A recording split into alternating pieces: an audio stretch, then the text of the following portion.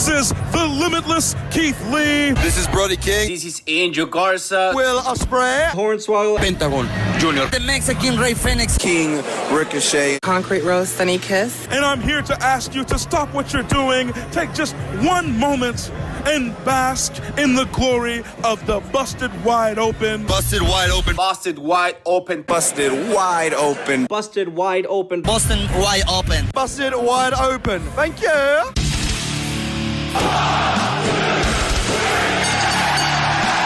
You're listening to the Busted Wide Open podcast, dropping the elbow on the hottest topics in sports entertainment and the world of professional wrestling.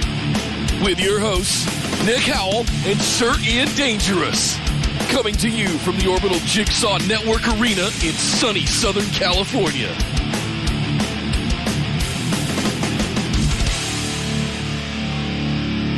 Welcome everybody to BWO Live, coming to you from across the Busted Wide Open universe of Twitch, YouTube, and Facebook. This is episode number 342 of Busted Wide Open. My name is Nick Howell. And Edge got Roman's goat by questioning his manhood. I question my manhood every time I see Roman shirtless. I am Sir Ian Dangerous, and welcome to the show. Yeah, he's a lot of man. Welcome to the show, everybody. It's Busted Wide Open. We're here to talk about wrestling, professional wrestling to be specific. And to be more specific even than that, we're here to talk about Friday Night Smackdown, which just went off the air. Of course, we have to cover everything that just happened there. Edge is calling out Roman Reigns, calling him out. He's pulling his bitch card. And then we also talk about card, which was kind of convenient for Paul Heyman. Very. And of course, NXT's Great American Bash was this week. A very exciting show with some interesting outcomes that were completely dashed by Friday Night Smackdown. We'll discuss that as well as AEW putting on Road Rager, its first show back on the road, and it was a rager, including a massive debut and surprise debut, I might add, and first match from a superstar and a whole bunch of crazy tag team action. It was a great show all around. Lots of stuff to talk about, Nick. But of course, as always, we would be remiss if we didn't do a little business before starting the show. Well, before I get into our business, I got to say, Yardy snuck in about 8 hours ago, apparently. What's up, Yardy? Sometime earlier today, and said, Gute Von Dames in Eden. Dropped a $5 in the tip jar for us. Said, I'm also not the biggest anime fan, but one that got me hooked, and I would recommend, is Clannad. Clannad and the sequel, Clannad After Story. Also, Star Wars is getting an anime series on Disney Plus. That could also be interesting. I'm a big fan of the Clone Wars. Like, if that counts, I don't know if that counts towards what we're talking about. There is actually a Star Wars manga out there that's hella cool if you can track it down. Okay. It's basically done in Japanese style, but it's the original trilogy, and it's sweet. Nice. It's sweet. Yeah, I love how all of our sort of external stuff to the show has become anime related ever since you realized. Let's all educate Nick on anime, and the dirty secret is that it's not really for me, guys. I appreciate it. Thank you guys so much. We want it to be for you, Nick. Come on. I love the passion and the enthusiasm, right? Yeah. Maybe we'll get you the New Japan one, the Tiger Mask series. You'll get into that. Hey, there we go. It's just pro wrestling. Thank you very much for the $5 in the tip jar, Yardy. Kyle Cotton threw in 100 bits. I'm going to come back to that one, Kyle. Kyle also gifted 5 Tier 1 subs. Oh, kicking us off. St. Kyle back in action. St. Kyle. Ross 7201, RK Shuttleworth, Ken Patchy, Washington, Justin Snyder, Laser Show. You all got gifted subs to the Twitch channel from Kyle. Thank you very much. Be sure you thank Kyle for your gift subs. Thank you, Kyle. Appreciate it, man. I'll come back to your bits in a few minutes once we get talking about stuff. Yes.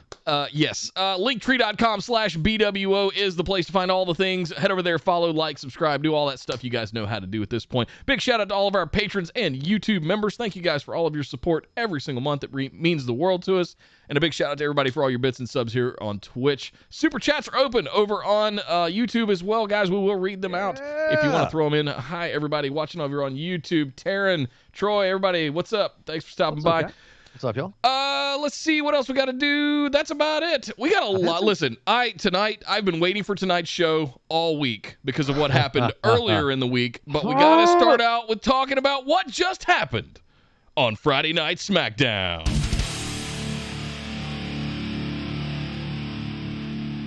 for the last time in the Thunderdome. That's right, the Thunderdome era is officially coming to an end, and I'm not sad. I will not miss the Thunderdome. It was an interesting experiment. It was visually arresting, but I'm not going to miss the bloated, overdone, overstimulating insanity that is the Thunderdome. The overmanaged, overproduced. And tonight, for some reason, just really rubbed me the wrong way, especially with the piped-in crowd noise. Yeah. And it really made me go, God, thank God we're getting a real crowd back. Because there's just some stuff that WWE's doing that they're like, they can pipe crowd noise on top of a real crowd all they want, and we'll be able to tell when they're censoring a real crowd for the most part. And so we'll be, you didn't want the people at home to hear the real reaction. I want to hear the real reaction, or at least know that there was a real reaction they're trying to cover up, like Hogan getting booed at Mania. I want them to hear it too. I'm very much looking forward to their product being live reviewed by a host of fans. I'm very excited for that. Yes. Very excited indeed, especially after tonight. If it's any tribute to the Thunderdome, I'll say this on the other side of it. While I, too, am ready to move on from it, and I'm excited to have fans back, I don't want to naysay it too much. It was innovative as hell. It was kind of they spent millions on getting that kind of setup done. It was the neutrons and everything with the overheads and the AR. All of it was beautiful. I mean, to the creative folks that put it all together, I mean, kudos. The production was a hell of a production. And during a time where we were in the middle of, a once in a century global pandemic for an entire year, it was a way to keep the show going and still have the fans interactive as much as possible. I want to give them credit where credit's due. That was pretty freaking awesome. We saw an outside venue being used by AEW to, I don't want to say skirt the rules, but they did get around to that because it was an outdoor venue and they took advantage of that. Good for them. We also saw WWE leverage 1,000-person Zoom call and project that onto LED boards. And all of that is thinking outside the box, changing the hard cams around. I think on tonight, on the eve of getting back to fans full-time, and this week AEW with Road Rager getting back to fans full-time, I think it's apropos to say thank you for keeping wrestling going. Thank you for thinking outside the box, AEW and WWE. Thank you for spending the millions and millions of dollars it took to put Thunderdome together, and we still got 2 WrestleManias. We still got all of the pay-per-views. I mean, I'm serious, guys. It's jarring as hell. Go back and watch WrestleMania last year. Whoa. It's tough. Yeah. Well, if you watch Impact every week, it's still like that, and kudos to them for continuing to just try to push through as well. Good for them. And New Japan. Yeah, everyone's had to figure out how they're going to pull it off. And you're absolutely right. The Thunderdome is an absolute accomplishment of creative production. But if there's one thing that WWE has never been lacking, it's production. Yeah. But it did feel like a car that was really well designed that just had a 135 horsepower motor for some of the creative that happened in the Thunderdome this particular year. Some of which we have to talk about tonight. Not on the SmackDown. So we actually luckily have a little bit better creative than we normally do on Raw. But this week, Jimmy and Jey Uso both coming out to the ring. There had been a lot of speculation about what was going to happen with Jimmy Uso, who was arrested for DUI earlier this week. And usually there is some sort of ramification for that in the wrestling industry, and particularly in a very vindictive WWE system. But nothing. Storyline continued like nothing had happened. He came out. Roman said that he had some words to say. He said Edge is a liar and I wasn't afraid. He's like, I'm a man of truth. Maybe I was afraid for 20 seconds, but at WrestleMania, but I had your number. I knew I did. And by the way, I've also got some family business to take care of because I don't really have time to worry about you, Edge. So let me bring Jimmy out here. Jimmy comes out. Roman says, last week I taught you a lesson. Don't move without my say-so. And I did something you couldn't do. I got Jey back. And Jey comes out, and they all hug. Yay! The family's back together. The bloodline is completed.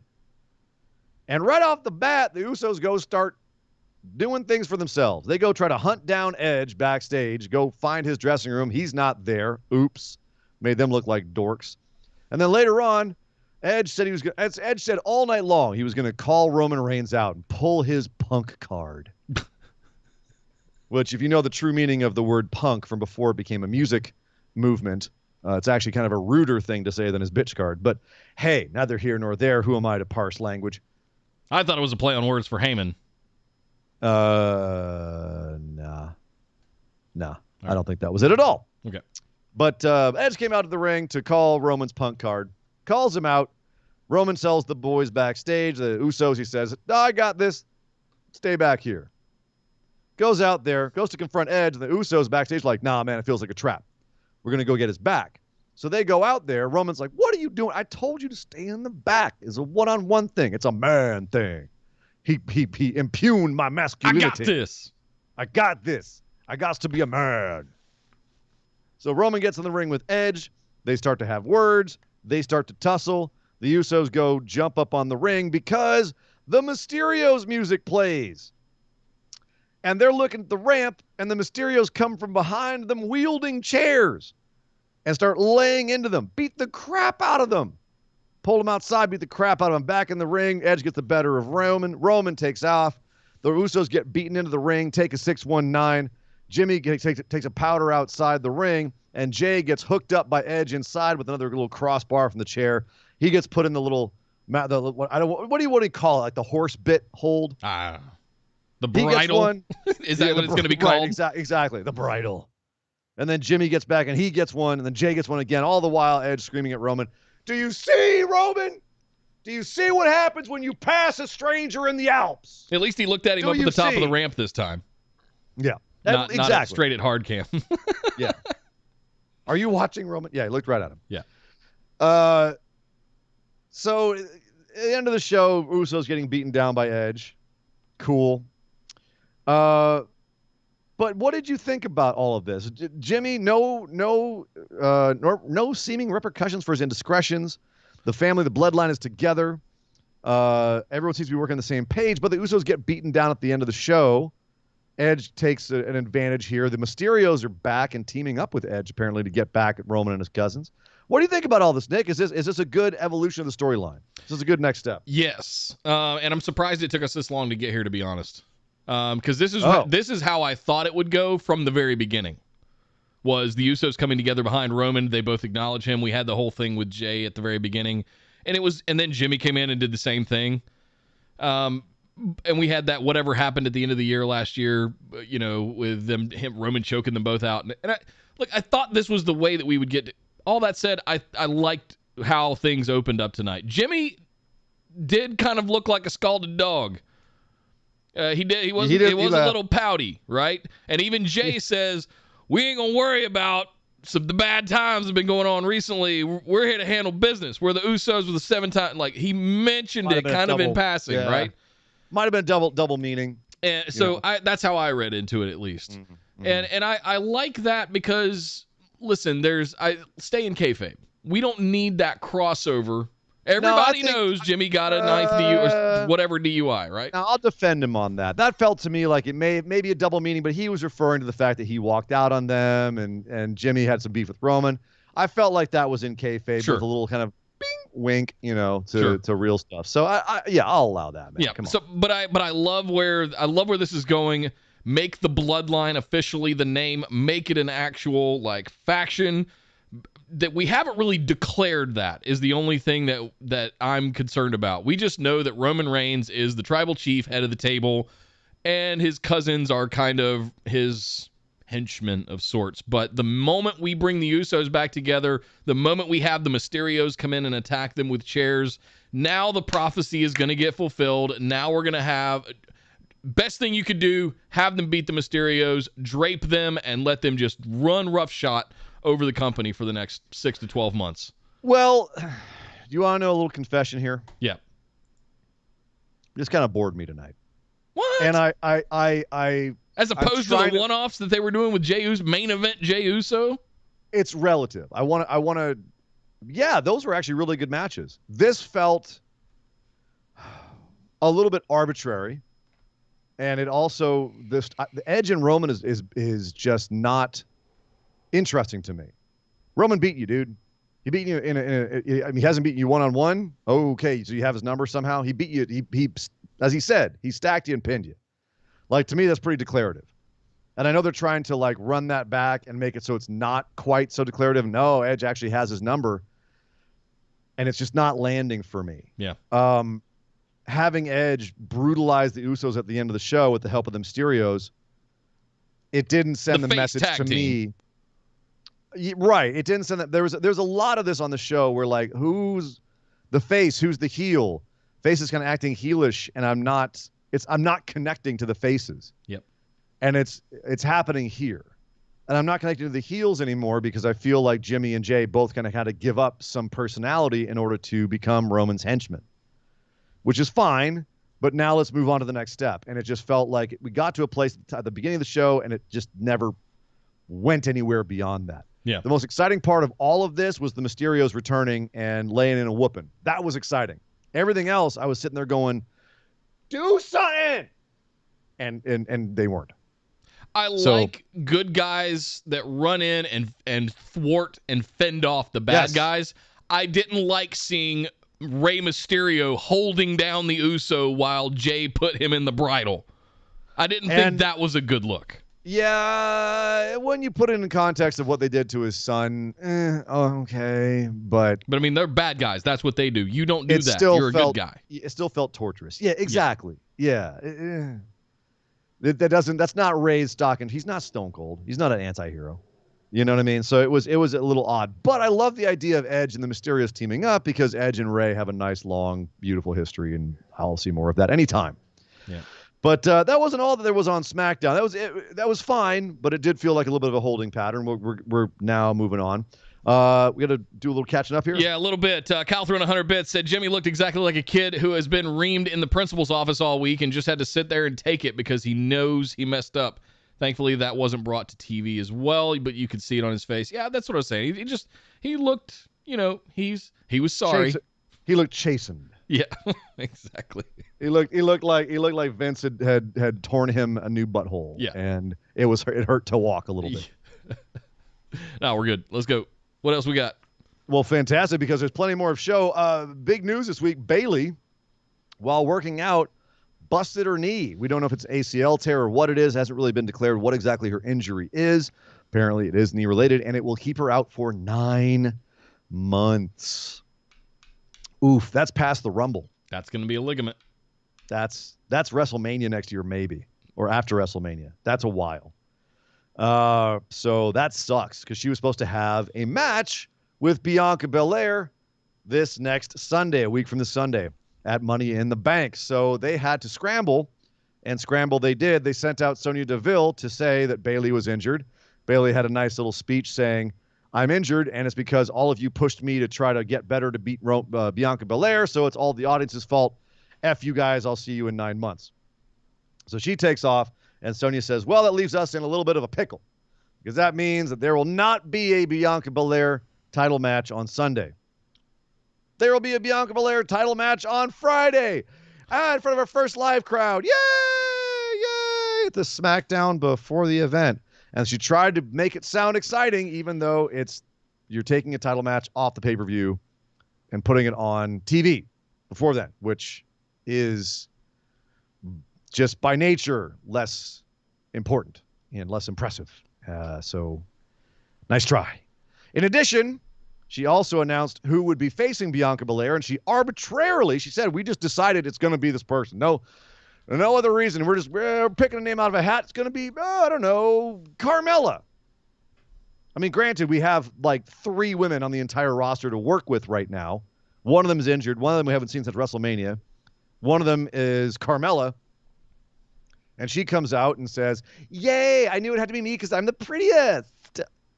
Mm-hmm. But then as I was ready to flip my coffee table with this stuff, thank God, Liv Morgan comes out and says what we're all thinking. The hell are you doing? Liv Morgan has beaten Carmella 2 or 3 times in a row. Carmella has done nothing to earn this. She got arbitrarily put into the Money in the Bank match. So why is she getting this? Is Sonya the new Vince and it has a thing for hot blondes? I was saying, like, she had a thing for Mandy. Now she's got a preferential treatment for Charlotte. Now preferential treatment for Carmella. And at least she did recognize that Liv Morgan is also a blonde, because she said, Liv, before you get mad at me, I'm putting you in the Money in the Bank match because you deserve it. Now get out of my ring in 30 seconds or I'll rethink all of that. And so Liv said, oh, my bad. And on her way out says to Carmella, I hope you win so I can take the title from you. Good stuff. Good stuff. Good save. Very good save here, because I think absolutely nobody wanted Carmella to be in this match, including the fake crowd who they had booing the crap out of her, knowing that a real crowd would probably have the same reaction. Now, it might be because they think that Carmella's a heel and that's the reaction she should get, but it's the reaction we would have going, no, God, what? Why? Not her. Why not Liv Morgan, who's beaten Carmella multiple times? Wouldn't that make more sense? Yes. Any chance she's winning the briefcase in your eyes? Carmella or Liv? Liv. It's not zero. Yeah. It's not zero. Honestly, the best story they could tell would be Carmella cheating to win on Bianca Belair, and then Liv and Carmella having that cash in. You want to know what's going to happen, though? But that's not what's going to be. What's going to happen? Well, next Friday is our first show with crowds, right? Correct. And then we're going to have our following the following weekend is going to be the pay-per-view. Money in the Bank pay-per-view is going to be the first pay-per-view back with live crowds. Yes. We've got 2 spots to fill. We didn't do anything tonight because we just replaced Carmella with Liv Morgan. So we've still got 2 vacancies. One, I think, isn't Thea Trinidad one of those 2? I thought there were still 2 after her, after Zelina Vega. Sorry, Zelina Vega. Yeah, you would reprogrammed into Thea Trinidad. I was already ready. Yeah. Here's what's going to happen. I think we're going to drag the one final vacancy till the start of the pay-per-view. So the Money in the Bank pay-per-view. Sunday night, we're going to go through the opening show. We're going to have one vacancy left. We're going to bring the first 5 or so ladies out with the entrances. Top of the show. We're going to open the show with the Women's Money in the Bank match. Final entrant, Becky Lynch's music hits. That place is going, and it's Houston. Very popular, very good crowd town. That place is going to go nuclear. And I think Becky Lynch is going to win Money in the Bank. See, I have a different. Here's what's going to happen. Okay. Because later on in the show, Natalya and Tamina came out to have a women's tag match. They did not know who their opponents were. They said, whoever it is, we don't care. Get out here so we can get this over with. So they called a short match. They got a short match. They got squashed in 3 minutes on a show where there were 3 matches and they were one of them. I'll say that again. There were 3 matches on this show. One of them was 3 minutes. That's a lot of other nonsense on this show. It's also, once again, showing how little WWE really cares about its women's division. But that's neither here nor there, because the 2 people that came out to face them were Shotzi Blackheart and Teagan Knox. Excuse me, Shotzi and Knox. With condolences to Ember Moon. With condolences to Ember Moon and to their names. 2 more people who have suffered the Vincent Kennedy McMahon name beheadings. Shotzi, I can live with. Like, sorry, Shotzi Blackheart's a great goddamn name. I like Shotzi and Knox. But Shotzi.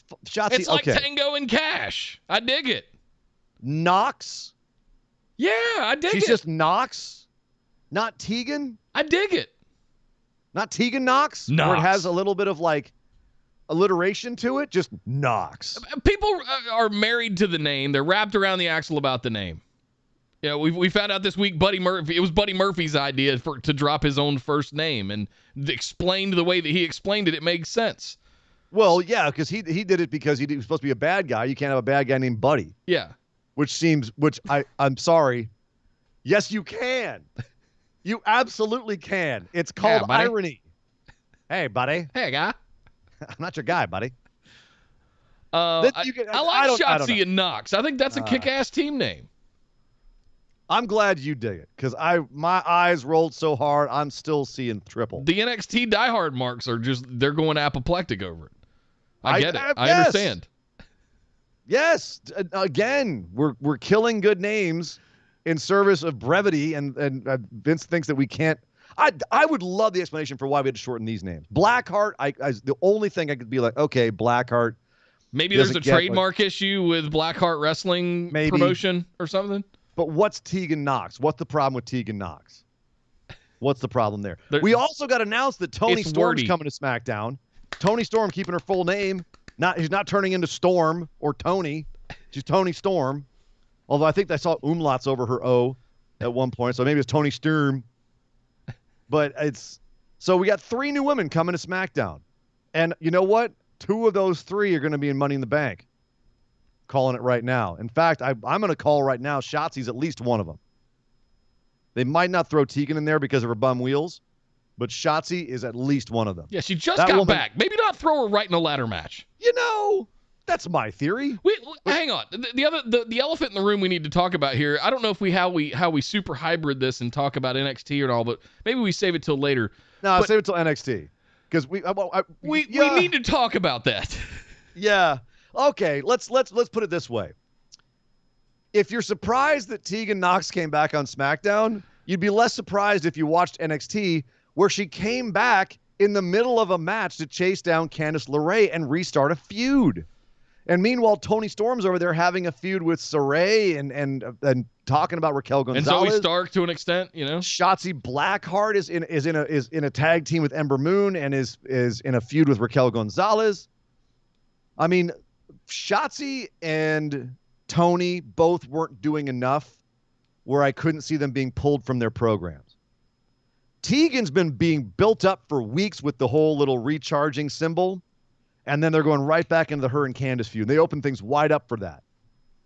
And then Vince just goes, nah, she's mine now. I thought you said we were saving it. What in the world? This is a $1 billion company, and you guys can't pick up the phone to be like, hey, maybe wind down the program with this one because we're going to take her? Maybe don't debut her this week. Or maybe let Trips know to not have her interfere with the match. Or whatever. Oh, man. It's ridiculous. Remember when Johnny Gargano and Tommaso Ciampa were in the middle of a blood feud? Yeah. And all of a sudden they were a tag team on Raw? Yeah. They don't respect Triple H or something's going on there. They don't respect what's going on in NXT at all. No. At all. They don't respect the gimmicks. Or the heads of talent are not clearing. Like there's some disconnect somewhere. The people that are letting the talent know you're needed on TV tonight for SmackDown, they're not letting them know, or they're not letting their superiors, the people, the creatives or the heads of talent in NXT know that, hey, we're going to borrow your person tonight. Somewhere along the way, there's no communication there. Did I drop Ian? Yep. He dropped. Fantastic. Oh, he's coming back. Hello. Oh, you're back. Hi. So as I was saying, somewhere along the way, conversations that should be happening are not happening. The heads of talent are not not having the conversations. They're probably just going, there's an independent pro wrestler. I would like to bring them to SmackDown. Here is a SmackDown, one-timer kind of contract. They're treating it like NXT is an actual indie talent company, pool, not like it's their own goddamn company. And you know what? It makes them look like it fools. Does completely. For someone who's an outside observer, it makes them look like idiots. It makes them look unprofessional. It makes them look like they don't have their shit together, frankly, in several different ways. Like it really does reflect poorly in the company when they do stuff like this. Because as an outside observer, we have nothing else to think but, God, you guys really don't have your shit together. And this is year after year. This is how this has gone down. And it's shameless. Yeah. Like I don't think that they have any. I know that they don't. have any shame about it. They don't have any concern about it. Like, oh, yeah, that's fine. It's whatever. It's business as usual. And I don't think it comes across to them how bad it makes them look. Like how dumb it makes them look. Like it really, Jesus Christ. If we had that lack of communication just at the bar I work at with the 10 employees, if whoever's in the kitchen all of a sudden goes and buys a whole bunch of more like steak sauce or whatever for the hamburgers, and then out front, you can never have I enough change the steak menu sauce. so that fine, but if out front I change the menu to say that we have ketchup on our burgers and not steak sauce, and all of a sudden they're sitting there with the thumb up the ass and a bunch of steak sauce, that's poorly run. That's bad communication inside your business, and you both look like idiots now. So this was ridiculous. I think it's time to read that. But the only one Kyle. that suffers is NXT. Correct. Like honestly, the talent will. Well, I was gonna say they'll be fine, but it's NXT call-ups. You never know. Shayna Baszler. Sorry. You want to just start with that one?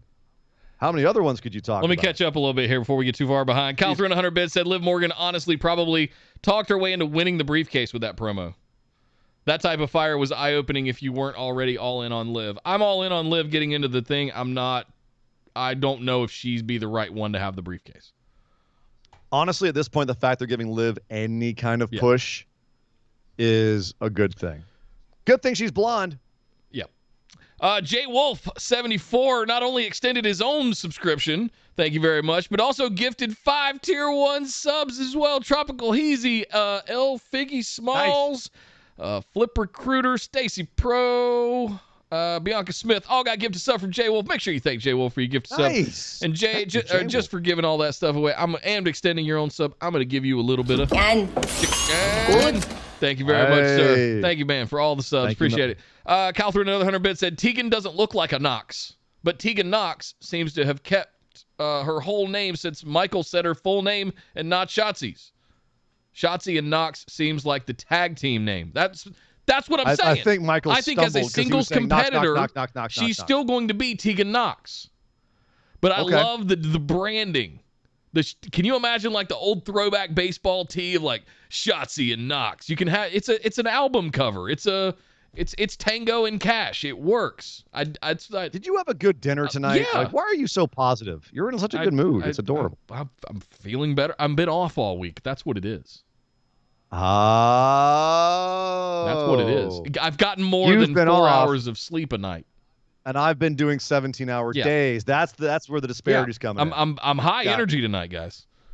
This week in general. Thank you, Kyle, for the bits. It's Mel D. Cheered 100 bits. Thank you very much. Said, as usual, the left hand has no idea what the right hand is doing, and I'm so sick of this shit. Get your shit together, WWE.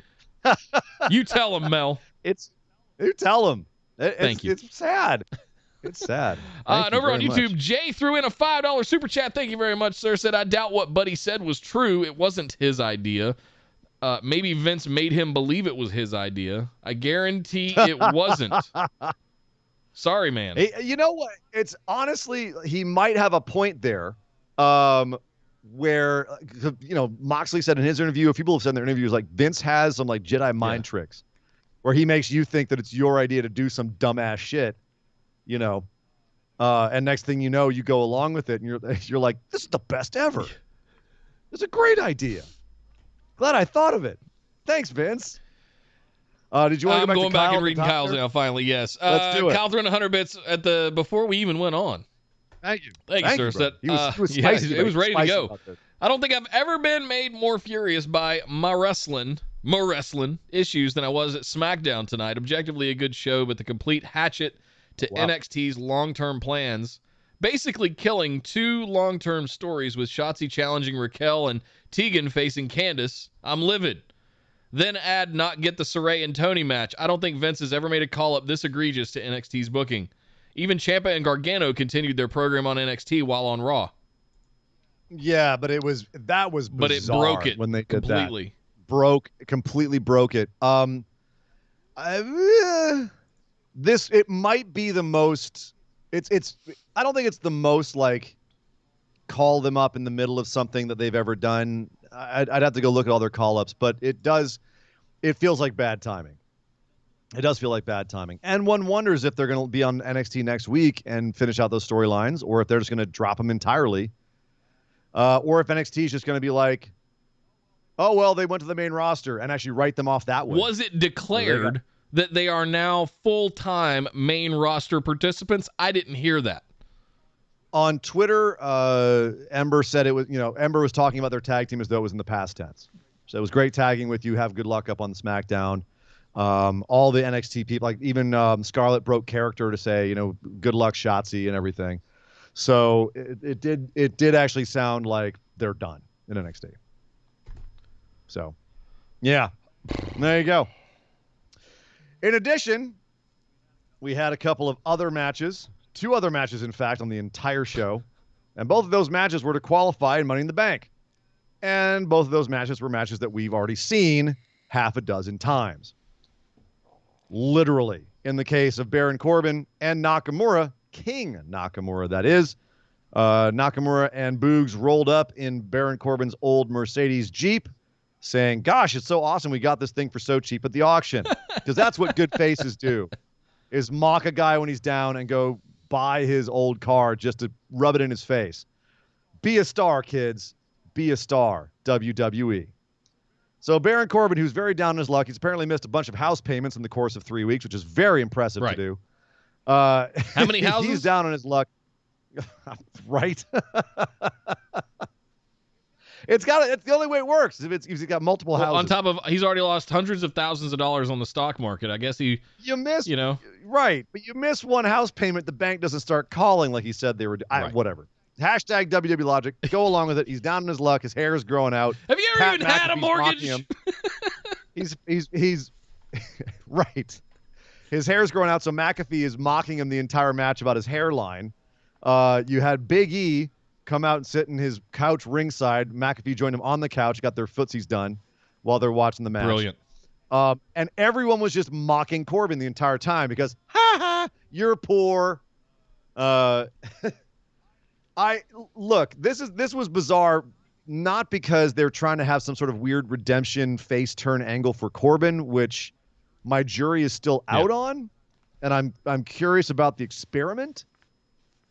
But there's a point at which the people backstage at WWE obviously don't know the difference between a redemption story and mocking somebody and having your good guys openly kick a dude when he's down, even if that guy is the scum of the earth, which Baron Corbin has been for the last few years. Inarguably, he has acted like the scum of the earth. And yet, we're still allowing the faces to straight up kick him when he's down. No empathy, no sympathy, no mercy. And it's dumb stuff like, look at his stupid hairline. Right. It's kindergarten stuff. It's what do you got? Recess type of hazing crap. It's playground bullying. Yeah, it's playground bullying. And that is such a WWE stock in trade. Where there's, it's if you're going to punish someone, it's just cheap college hazing. It's playground bully tactics. Be a star, dude. And that is just so. Where's the faces defending and uplifting someone when they're down? Where's somebody coming out and trying to convince Baron Corbin that the ills of his ways over the last few years haven't served him well, and maybe he should look at doing? Where's that guy? Right. No, nowhere on this set. Even Big E was making fun of him, and he was wearing a Bayley shirt as a way of saying, which is interesting. Soon. Which is, well, based on what I was talking about on Tuesday, or was it yesterday when we were doing the bonus episode? I don't know. The turn. Yesterday. Big E wins the briefcase, turns on. Come on. I'm Nick just saying. Sorry, ladies and gentlemen. He's I'm sorry. teasing Nick you with a Booking ding dong hello shirt and being a bully dick heel kind of crap on the couch with Pat McAfee. Going into the Nick Booking zone. The heel commentary on the desk. Oh, okay. I'm not saying. I'm just saying it's coming. Y'all know I'm right too. No one knows it's you're coming. Right. You're in your own world. In your own world. All right. One more thing. So Nakamura wins this. He's going to Money in the Bank. Ha ha, Baron Corbin. You're poor. Nobody likes you. By the way, you're going to turn face, and Nakamura's a face as well. So's Boogs somehow. Hashtag WWE Logic. And then we go to Seth Rollins versus Cesaro. Again. Cesaro, who is finally starting to get a push. And he and Seth Rollins go and put on an absolute banger of a match. No surprise there. They don't really do bad matches, these guys. Seth wins through skullduggery. No surprise there. He pulls the turnbuckle pad off. Cesaro goes into it and genuinely gets busted. We took a DDT on the ramp, too, I believe is what it was. After the fact. Well, he wouldn't stay down. He got back up. He took the turnbuckle to the face, kicked out. Death Strike rolls out of the ring, and then ends up taking a DDT on the ramp, and then finally gets back in and still won't stay down. Barely beats the count by like 9.99. Gets into that ring. It was beautiful, and then Seth opportunistically stomps him. That keeps him down 1, 2, 3. So if you wanted Cesaro to look like you had to kill him to stop him, success. Unfortunately, it's still more or less a clean victory for Seth. He goes on to Money in the Bank, and Cesaro is left with nothing to do, which is what we were afraid of here. So yeah, Baron's got an interesting story of this redemption thing they're trying to tell. I say interesting, I'll do air quotes. It's got something. Like we can tell this story, but what are we doing with Knox and Boogs at this point? They've taken everything from Baron Corbin. Does he have some kind of turnaround and he gets some coaching of some sort? You know, is this the Rocky story where he goes back after the bad guy and gets his honor back? He learns the error of his ways. I don't know where they're going with that. I don't know where they're going with Cesaro. All I know is with Seth, he's backstage celebrating, beating Cesaro and going to Money in the Bank because he's so great. And all of a sudden, Edge shows up right behind him and says, "Oh, I thought I heard some sort of nasally drone over here. Oh, it's just you, Seth." Brilliant. Also, I liked how Seth called out the last time he had Money in the Bank. He cashed in on Roman Reigns, who's also the champ again. Nice callback to the history there. I appreciate that. Nice. Appreciated that. I also like the fact they called back to the fact that Edge still has not forgotten about 2014, referencing, of course, when Seth was a shithead heel with a couple of goons by his side in Mercury and Noble, and he threatened to break Edge's neck. Because at the time Edge was out of commission, but he came for a little guest spot. And we were all sitting there going, Seth held off John Cena by threatening to break Edge's neck. Nice. Good callback there. So teasing a Seth and Edge feud. Nick, I'll leave SmackDown with this. Put that in my eye holes. Yes. Seth, Edge versus Roman. I'm kind of over it. Seth versus Edge. You have the best part of that conversation. Edge walks in and goes, I thought I heard some whiny drone going on. And he goes, yeah, exactly. Kayla? That's what I was saying. Just under his breath. It was the best part of that whole thing. Kayla? Kayla. Kyle Throne 100 bits said, I can't wait for fans to be back just so they can't have their faces be assholes like Big E, wishing for Corbin's spiral down to continue and Bianca doubting the legitimacy of her energy. Are there no humans in backstage positions to say this comes off terribly? No. There aren't. Well, there might be, but there's a guy up top who hasn't had a human interaction in 25 years who's there to tell them, this isn't how people act. I know what the kids want. Nobody talks like this. Good shit, damn it. No one talks like Jay this. Wolf threw it. Thank you, Kyle. Jay Wolf threw in 100 bits, said, I got you, Nick. Biggie is totally headed for a heel turn, and Nick booking for life. My man. Oh, my God. Man. I got my own marks, Ian. That's pretty cool. Well, at Jay, least one of them. Thank you, Jay. He's calling you a mark, Jay. Who's coming with me? Come to the light side. Come to the light side. Don't go down the Nick rabbit hole. Jay Wolf. There's so much better rabbit holes. Me and you. There's so many better rabbit holes to go down, including the ones that we saw over on NXT's Great American Bash.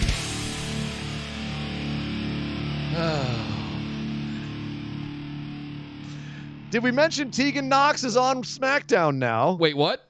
Did we mention that Teagan Knox is on SmackDown? Yeah, we did. Good, because that was how the women's tag team title match ended. Was Io Shirai and Zoe Stark having a very nice match with Candice LeRae and Indy Hartwell. But at the end, the battery charges to full, and out comes Teagan Knox to stare down Candice LeRae, who looks like she's seen a ghost. and then gets distracted and gets beaten. Io Shirai, Zoe Stark, your new women's tag team champions in NXT. And then Teagan runs down the ramp in what looked like John Tenta's own flannel. It was about 8 sizes too big. She attacked Candice and chased her out. Okay, great. Revenge is coming to Candice. Oh, no, it's not, because Teagan went to the main roster. Nice. Just a thought here, though. If you're away for 9 months and you have your big return and there's like a whole charging thing and there's lights and that lights go out and you're here to make a big impression when you come back and the lights come up and you're standing there in jorts and a like 5 times too big flannel. Yeah.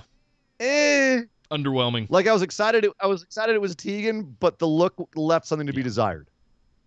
Tied around your waist. No, she took it off and tied it around her waist as she came down the ramp to pursue Candice.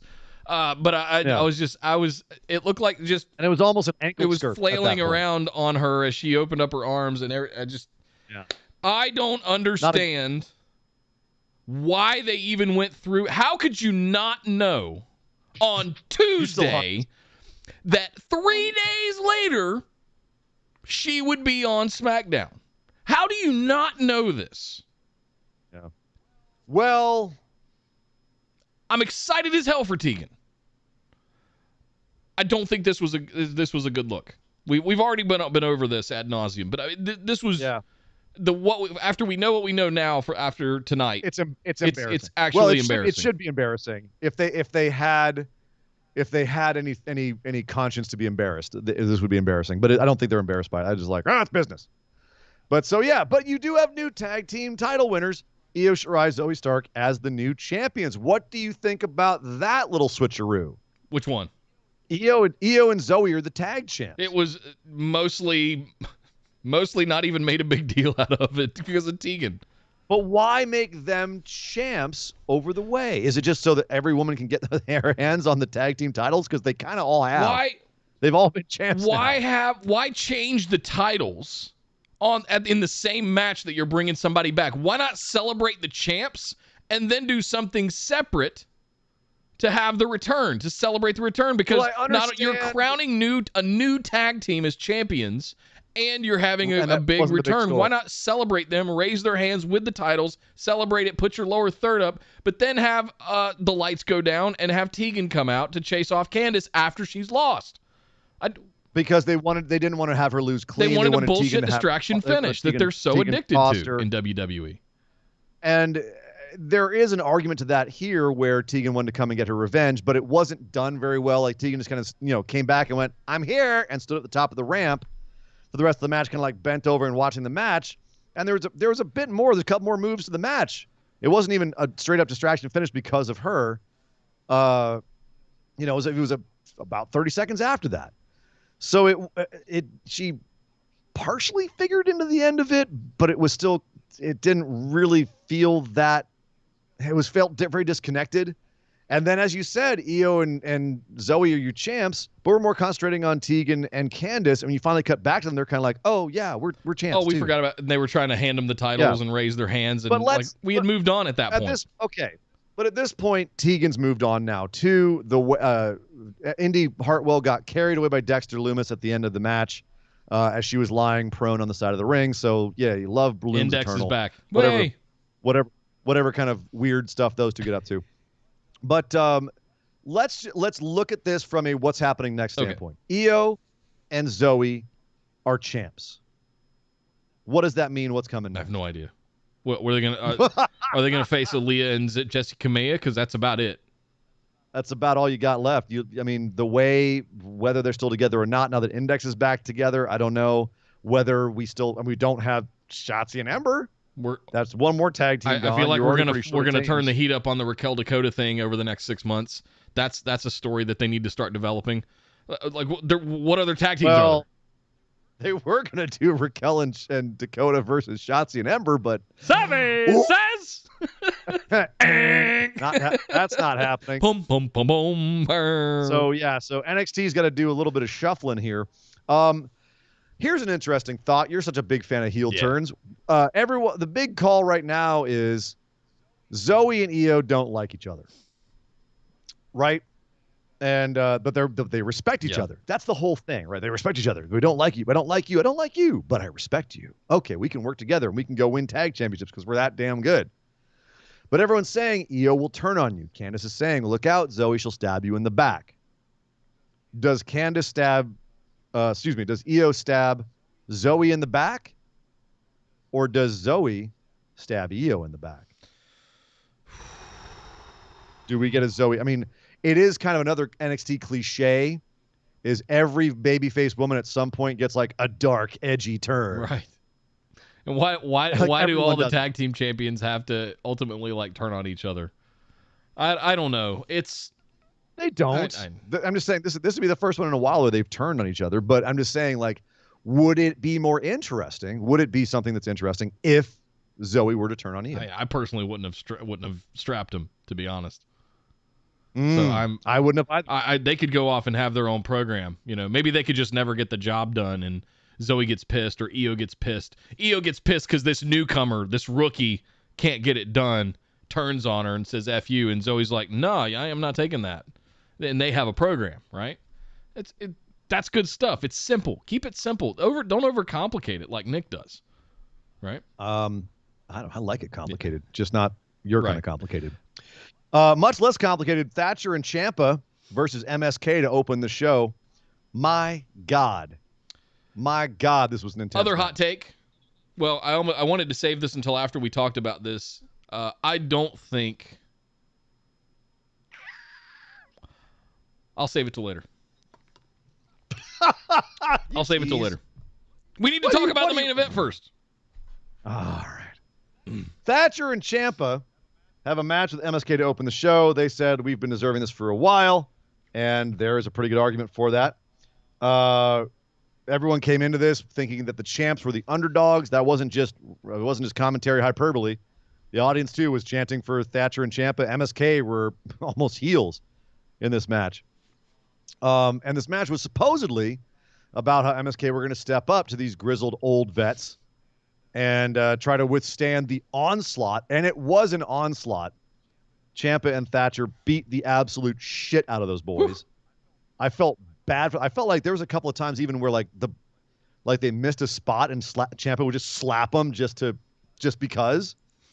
It was some intense moments. Get your shit right. Right. Now you put your face where I want you to put your face. I'll tell you to put your face. Come here, boy. Come here. Old man Ciampa teach you a lesson. Come here. This should have main evented. I should have main evented if it had a better ending. The problem was for me was that the ending of this was a roll-up. That's a fair point. And the whole idea of the match was that MSK was just trying to survive. And ultimately, they found an opening. Thatcher was out of position. They rolled him up. They got the pin. 1, 2, 3. Thatcher couldn't believe it. I couldn't believe it. And the timing just didn't quite work to make it feel like a cool ending. It felt like it happened. I don't want to say too suddenly because it was supposed to be a sudden finish, but I don't feel like it was earned. I felt like MST snuck one out. I felt like it wasn't just that they hung in there until they found a weakness. It was that they squeaked a win. And I'm still sitting here going, dude, there but for the grace of God went your tag championships. I don't feel like you're legit champs. I feel like you survived. You barely made it. But not in the way where I feel like they're better as a result. And the whole idea was if they survive Ciampa and Thatcher, then they're better because of it. They're a better team. We respect them more. Okay. I don't think the audience respects them more for surviving Thatcher and Ciampa because it feels like they squeaked it out. It feels like they got lucky. But I think that's the story they were trying to tell. But do you want champs who are lucky? Or do you want champs who are tiny better? Little high flyer champs? Yeah, sometimes they're going to get lucky. If these are the thing about Thatcher and Ciampa are they might call them the grizzled old vets, but they're big, brawling, just jacked dudes. I call them the grizzled old vets. Right? And I sure you can refer to it as they survived the grizzled old vets, but I think that's a good look for them. I don't need them to go out there and be AOP, right? I need them to go out there and be, oh my God, they made it. They figured out how to beat these two guys without losing their championships. They survived. Surviving them is good in theory. It's about how you survive them. And I don't think that they gained any respect from the audience by winning in this way. I don't think the audience, because the audience was not respecting them most of the match. Well, I think that's more coming from that I don't think anybody ever wanted them to win the Dusty Classic or to get the championships in the first place. I don't think nobody did, but it was definitely like they were not. People are still kind of figuring out who they are, and that was the risk of strapping them so quickly after them debuting. And I think that's the fallout that we're dealing with. I agree. I think this was a wasted opportunity. They absolutely should have been chasing Ciampa and Thatcher and grizzled young veterans.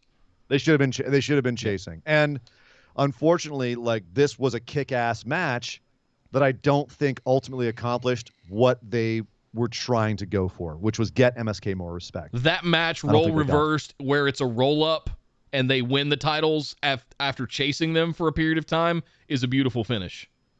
Right? Sure. They got one over on those big brawler veterans. And that's a good story to tell. Doing it this way, not so much. Takes nothing away from the absolute baller match that we got out of all four of these guys. I think it was a blast. Ending, leaves a little to be desired, but I'm still not mad at it. I think I love this match. I'm not that mad at it, but I do think it missed a trick. Yep. Now you had something to say about the main event, which of course was Adam Cole versus Kyle O'Reilly. Before we go there, let me catch up a little bit though. Let's catch up. Kyle's has something to say. Let's see. 300 bit said Indy doing the silence was a nice touch in this match. Happy for Io and Zoe. They do feel like a team after months of developing a friendship. I don't know if I'd go that far. Thank you, Kyle. Also throwing another 100 bit said one winner out of these call-ups is Dakota Kai is now the front runner for dethroning Raquel since everyone else with history with Raquel is now gone.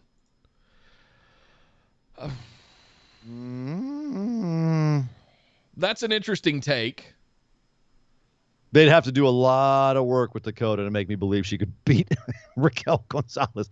I think counterpoint, Raquel holds that belt for months and months and months, like most of their other champs do, until they can build up someone to face her. Yeah, I mean, there's no hurry with Dakota here. Take your time and develop that. Like, there was a period of time where Raquel was the goon for Dakota. We need to call back to that. Dakota needs somebody in her ear going, hey, what happened to you? There was a time where you were the front person, and how did she get around? She needs like a little bug buzzing in her ear, somebody telling her this kind of stuff, and then she can come out. And, we had the whole turn on Teagan a couple years ago. Why can't we do something like that where Raquel needs her help and she just goes, you know what? I'm not your little bitch.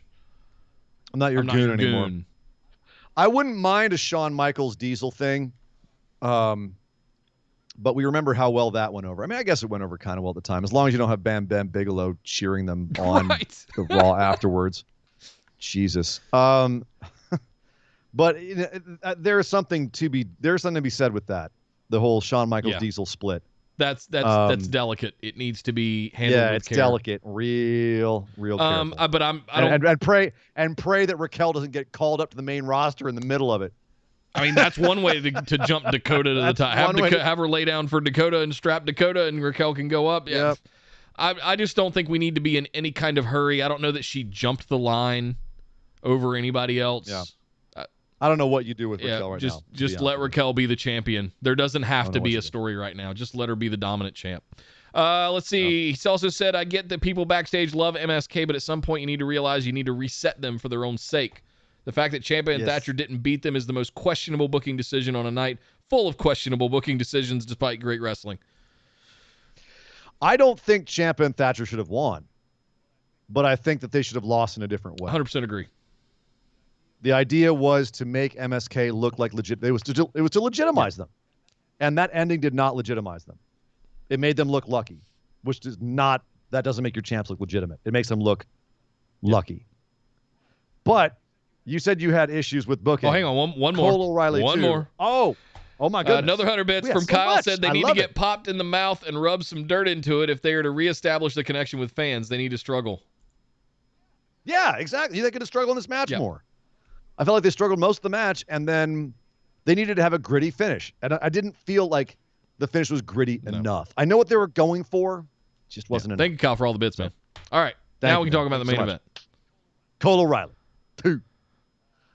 This time on TV, not pay-per-view. So luckily, it wasn't a hour-long, insane kick-out fest. No. Finish your spam fest. This time it was this time it was all about 2 bum legs because Adam Cole came into the match with a bum leg and Kyle targeted it. So Adam said, "Cool, I'll take out your knee," and proceeded to destroy Kyle O'Reilly's knee. These two guys hate each other so much they started operating on instinct, and at a certain point, Adam Cole was coming off the top rope, so Kyle did the only thing that he knew what to do, and that was throw a knee at him. Problem was, it was a bad knee. They couldn't stand. Which meant Adam Cole could pick up the relatively easy victory at that point.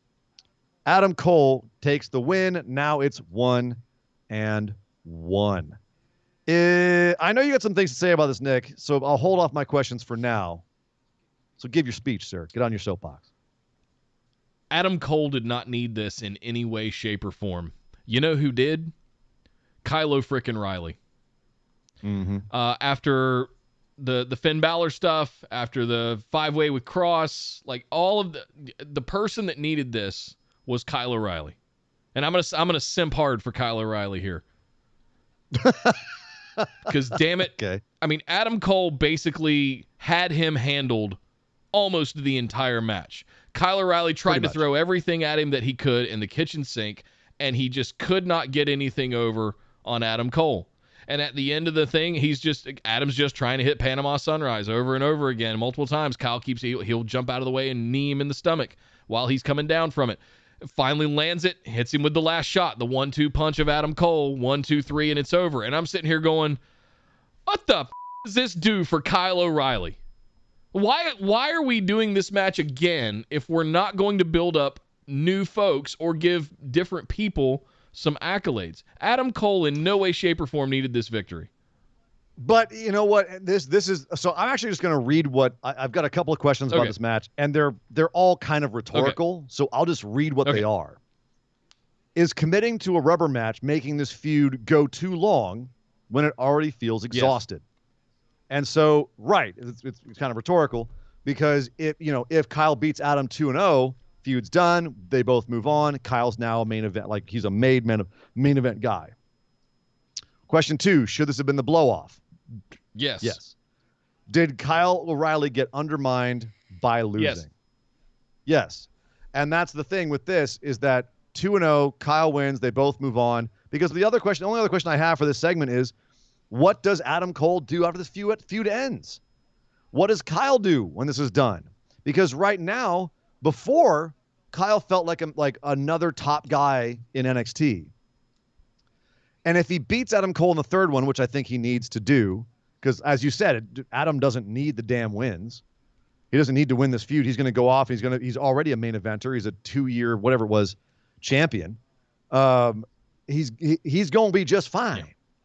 Adam Cole will be just fine. Kyle getting 2 strong victories in a row over him would have done more than him winning the feud in general, and us having 3 matches that, frankly, already feel a little tight. That first one, I think, exhausted everybody. I didn't need to see anything after the unsanctioned match. That should have been it. That should have been it. And that's where I love how they built up to that. I loved all the bickering and hanging out the card. Just, I'm going to kick your ass. Just, that stuff, great. All that. Unsanctioned match, freaking fantastic. That should have been the end of it. Long. Why are we still doing this 2 more times? It was so bloated, it should have been the end. Yeah. You know what I mean? Like they didn't need anything else. And this is not Gargano Ciampa 2. It's not. As much as they're trying to make it out to be, this doesn't have anywhere near the same amount of heat. No. So them trying to force it into being the same thing it's not working, and people are starting. And we're smart enough to recognize what they're doing, right. And that's why it's not landing with the audience. And I think it's working for some people. I'm not going to say it doesn't work for anybody. Sure. There are some people I know who want Kyle and Adam to fight forever. And you know what? More power to y'all, because these are two fantastic wrestlers who can go out there and put on spectacular matches, and they're great. I just think they've been a little bit let down by how the feud has been handled, and the pacing of the feud, and where they've put which matches. I think it could have been handled better. And at this point, I'm not really looking forward to a third match unless they come up with a spectacular stipulation of some sort that makes me invested. Like, I'll always want to watch these two guys wrestle, but now you got to give me a reason beyond just a reason to invest, a reason to care. Yeah, give me a reason to care beyond they hate each other. I need more now. You gave me that epic video package for the unsanctioned match. It was an unsanctioned match. It's like when we talk about people doing straight up wrestling matches with each other after a Hell in a Cell match. We got Xavier Woods versus Bobby Lashley that's coming Monday on Raw. Oh, awesome. I've already seen it in a cell. Why should I give a two rats asses? Is that 4 ass cheeks? Anyway, why should I care about it when I've already seen it in Hell in a Cell? Like, I've already seen as big as it's going to get. So, it just feels like it's backwards. Sadly. Kyle threw in 100 bits, said great main event, but much like going into it, I just couldn't find any way to care and invest after the unsanctioned match. Exactly. This is exactly like AEW doing a War Games match and still trying to continue a feud. You had the blow-off. Kyle should be challenging Kross after a year of build, not Gargano, who frankly has no business beating Kross given the story they are telling, with Gargano thinking he has Joe in his back pocket.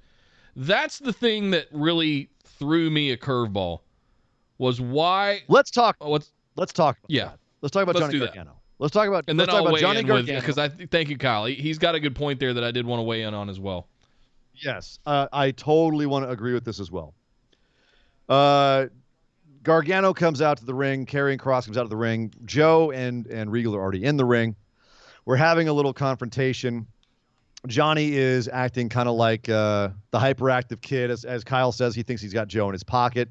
So he's acting real tough in front of Karrion Kross because Kross is getting under Kross's skin, and it's working. And Kross is looking like, Kross says something very true, which is, guys like you in real life, this isn't a comic book. In real life, guys like you don't beat guys like me. And you know what? It's true. There is no world in which Johnny Gargano could beat Karrion Kross in a straight-up fight. I believe that. But Joe is also there to keep them from fighting, so if Johnny keeps needling Karrion Kross, Kross is going to go make a move, and Joe's going to step in the way and go, you didn't say the magic word, And that's what Kross does. He gets up in Joe's face, and Joe gets up in his face, and Kross backs down. All of this, of course, because we found out next week we will be having Johnny Gargano versus Karrion Kross for the NXT title with special guest referee Samoa Joe. So a bunch of interesting, fun stuff there. And this would just be kind of like cute, Johnny's going to go get his ass kicked and Joe's going to have to watch. Except Karrion Kross has been being scouted by the main roster. And at least they tend to have a little bit of respect for NXT when it comes to their champions. They told them to get the belts off of Keith Lee. They told them to get the belts off of Kevin Owens, etc. Rhea Ripley, they worked it in. They tend to not just snatch champions because they know the champion's a champion. Anything else you can get away. So the fear now is Gargano's going to beat Kross. What do you think about that, Nick? I know you got feelings on that. I have feelings on this because instead of running back Cole O'Reilly, we should have had the unsanctioned match. That be the end of it, and then we had the 5-way, which was fan-freaking-tastic. But awesome. I think there's a dynamic there where there's other people interfering, and Kyle could have made a case for his one-on-one opportunity to go to have Karrion Kross. And I feel like why did we run back O'Reilly Cole instead of sending O'Reilly after Kross in a bigger program? I think that's brilliant. If we could have done it. Now we're going to get Gargano and, dare I say, a potential laydown so Kross can go to main roster on his back. and Johnny Gargano's the champion again. I don't dislike this iteration of Johnny Gargano. It's grown on me. It's going to be a weird champ, though. But it's kind of weird. And it's going to be nice to have a champ who I'm going to believe is more beatable, though. I'll say that. I'm going to suddenly, like, Pete Dunne comes along and says, I'm going to beat the champ because I'm the baddest man in NXT. And I might believe him when it's Johnny Gargano. There's literally nobody on the roster right now that I think can beat Karrion Kross. Now, they did have they did have the new breakout tournament people. And except Samoa Joe. Well, there's a 400-pounder named Odyssey. It's going to be in the breakout tournament that I went, I was about to say, shit, that's a big dude. I was about to say, do 3 months of build on Top Dollar, and you might have my attention there too. That dude's got some nice moves, and he's definitely got the mic skills. Flow, that's for sure. Oh my goodness. Well, we'll talk about that in a second. But yeah, Gargano possibly taking the title off of Kross. Very interesting. What are we doing there? The littlest dude in NXT beats the biggest dude.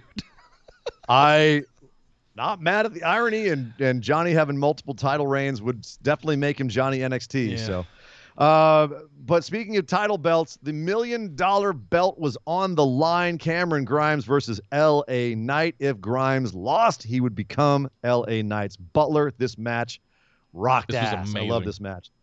I loved this match. And it's funny because, like, you see guys like Gargano, Cole, O'Reilly, and they're just technical wizards. And to be fair, LA Knight and Cameron Grimes are not slouches. No. They're really good wrestlers.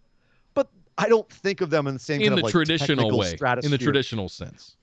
This felt like a traditional professional wrestling match. A really good one. This was sports entertainment. And it was awesome. And I love Grimes just being gritty and fighting to the very end. He's making a killer baby face of just never say die, never give up, fight for what's right. What were we saying about the main roster? Fight for what's right, right? He's turned around now. He's generous now. He cares about people, and he's got that baby face fire. Unfortunately, LA Knight, a little bit smarter than him, outsmarts him.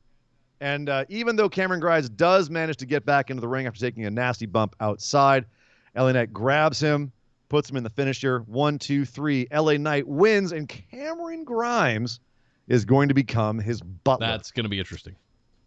Fantastic. This feud from the start, Nick, I don't want to pat myself on the back, but I've called every match correctly and every twist correctly, because they've been doing it all right so far in this feud. They've been making the right decisions. It's been keeping it interesting. It's been keeping it entertaining. And that's why the fans are as invested as they are in this. And they're invested listen to that crowd. They're invested as hell in this feud. And I'm invested as hell. And I wasn't even Eli Drake's biggest fan. You know what I mean? I wasn't even a huge fan of bringing DiBiase back, to be honest. I've said it here on the show, right? So I like where this has gotten to, with with Knight turning on DiBiase, and that immediately is a face turn for Cameron Grimes. I'm in. You're in since that point. You didn't believe it until you saw it, and once you saw it, you were like, "Never mind." Yep. I love it. I'm here. It's here to stay. It's great. This match was absolutely awesome. I can't wait. There's going to be some good TV coming up. Cal threw in 100 bits, said, I'm hoping what happens, they do a combination of Brock and KO with Kross holding the NXT title on main, but only showing up on the Tron or at TakeOver to defend the title. That gives Kross something to seem special on main, but also the time to build people until it's time. That's not a terrible idea. No, that's a pretty damn good idea, and that's going to get some serious heat from the NXT crowd because people hate that Brock shit. Well, not even the Brock. KO coming up and beating John Cena. Sure, but I like the NXT champion. I like the idea of Kross is like, I'm too good for NXT, so I'm just not going to I'll show up in the Tron or whatever. But I'm not living by Samoa Joe's rules. I'm going to go do my own thing. Right. I'm going to stone cold and leave with the title. Right.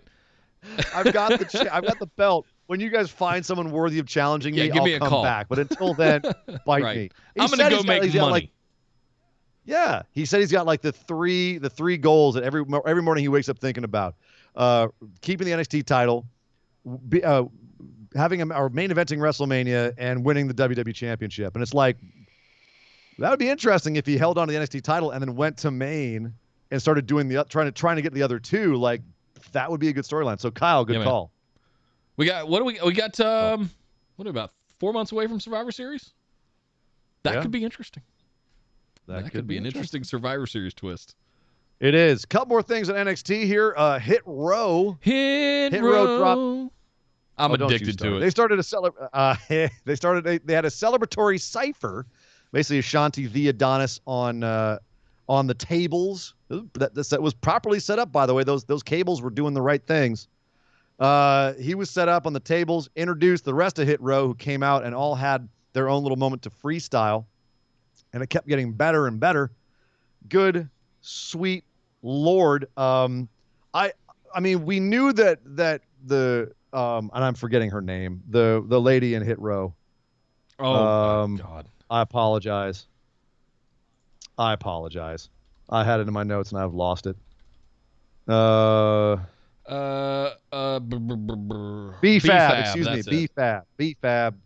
B-Fab. B-Fab starts it off pretty good. Nice little flow there. Top Dollar follows it up. We knew he could flow because he's done it before in the ring. He sounded real good. But then they gave it to Swerve Scott. Go to Swerve Scott. And Nick, our boy Killshot, we knew he was a good wrestler. We knew he was a good personality. I didn't know the man had bars. The man's got bars. Holy crap. They all have bars, but he had bars. He can spit. That's for sure. He can spit. They all come down to the ring. He gets up on the ring post and just starts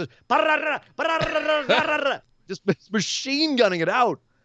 Oh, it was awesome. And they let this go for a long time. Yeah, I was loving it. I was loving the fact that they let it go for a long time. Me too. Great American Bash, it's an event. Let them highlight it, you know? I thought they were going to cut him off at like what would have been the halfway point. They gave him another whole half of this. This felt like it went on for 20 minutes.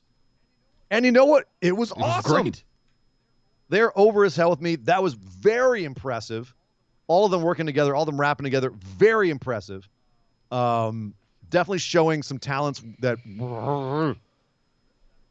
can take them a long way with this gimmick. So up until now, we were kind of like, oh, yeah, he's okay. So he's a record producer. But now I'm like, oh, damn. No, this gimmick is real. They can ride this gimmick. That's good shit. They got a big guy. There. They got a lady. They got Swerve. They got the champ, right? The North American champion. This is going to go far. Yep. This is going to be really. We're going to look back a couple of years from and go, damn, that was a really good run for that faction. Yeah. We joked that they were death row sanity, but at the same time, like this shows they have a lot more depth than that. So mad props. Very exciting. Sheppy threw in 100 bits. What's up, man? Good Brad Shepard. Yes, not that other Brad Shepard. Everything about Hit Squad, Hit Row, I think he means, is hitting on all cylinders for me. This is a huge get for a faction to run with. Love Hit Row. Yes. Big time. Thank you, Shepard. Big time. Kyle threw in 100 bits said, I want to put this Swerve into a time machine to get into a rap battle with the Doctor of Thugonomics, Cena. I not really. Oh, Anna's throwing some cold water on us. She says, Swerve was 100% lip syncing towards the end, by the way. It did sound like there was some sort of affect on their voice the second half. Like I didn't know if that was just a production thing but she's saying lip sync. So, Anna, you can't be killing all the kayfabe from going all to your live event to all your live events, right. okay? Hey, man. Oh, dude. What was her name? Simpson, the younger Simpson sister got caught on Saturday Night Live with that shit. Don't get caught. Yeah. Don't let your tape run out on you. Don't let your tape run out on you. That'll blow your career's over. Oh, man. Be careful. And finally on NXT, we got the breakout tournament was announced. Next week, it's going to be, next week it's going to be Ika Manjiro versus Duke Hudson for the first round. Duke Hudson, a big boy from Australia. Trey Baxter, Carmelo Hayes are also in the tournament. We've seen them already. Andre Chase, Josh Briggs. That's a big boy. Josh Briggs also a big boy with the cutest little face. Looks like a Duke dude Hudson, I'd beat proper COD. dick heel in a suit already. Like I'm already vibing with him. Joe Gacy had a good stare. I liked the presence of Joe Gacy there. And Odyssey Jones, Nick's new favorite wrestler. Oh, what was he? 6'5", 400 pounds. God damn! Big ass boy. Was it? Damn boy, he's thick. That's a thick ass mug. Damn. And I've loved any wrestler whose last name is Jones. Ooh. Odyssey Jones. You know what a great name. He's just gonna be. Well, that's his main roster name, Odyssey. Ooh. So right. But that was NXT. Looking forward to next week, so there should be some more good stuff. But this was a very solid week of NXT. However, it was also an extremely solid week of wrestling and other shenanigans over at AEW Road Rager.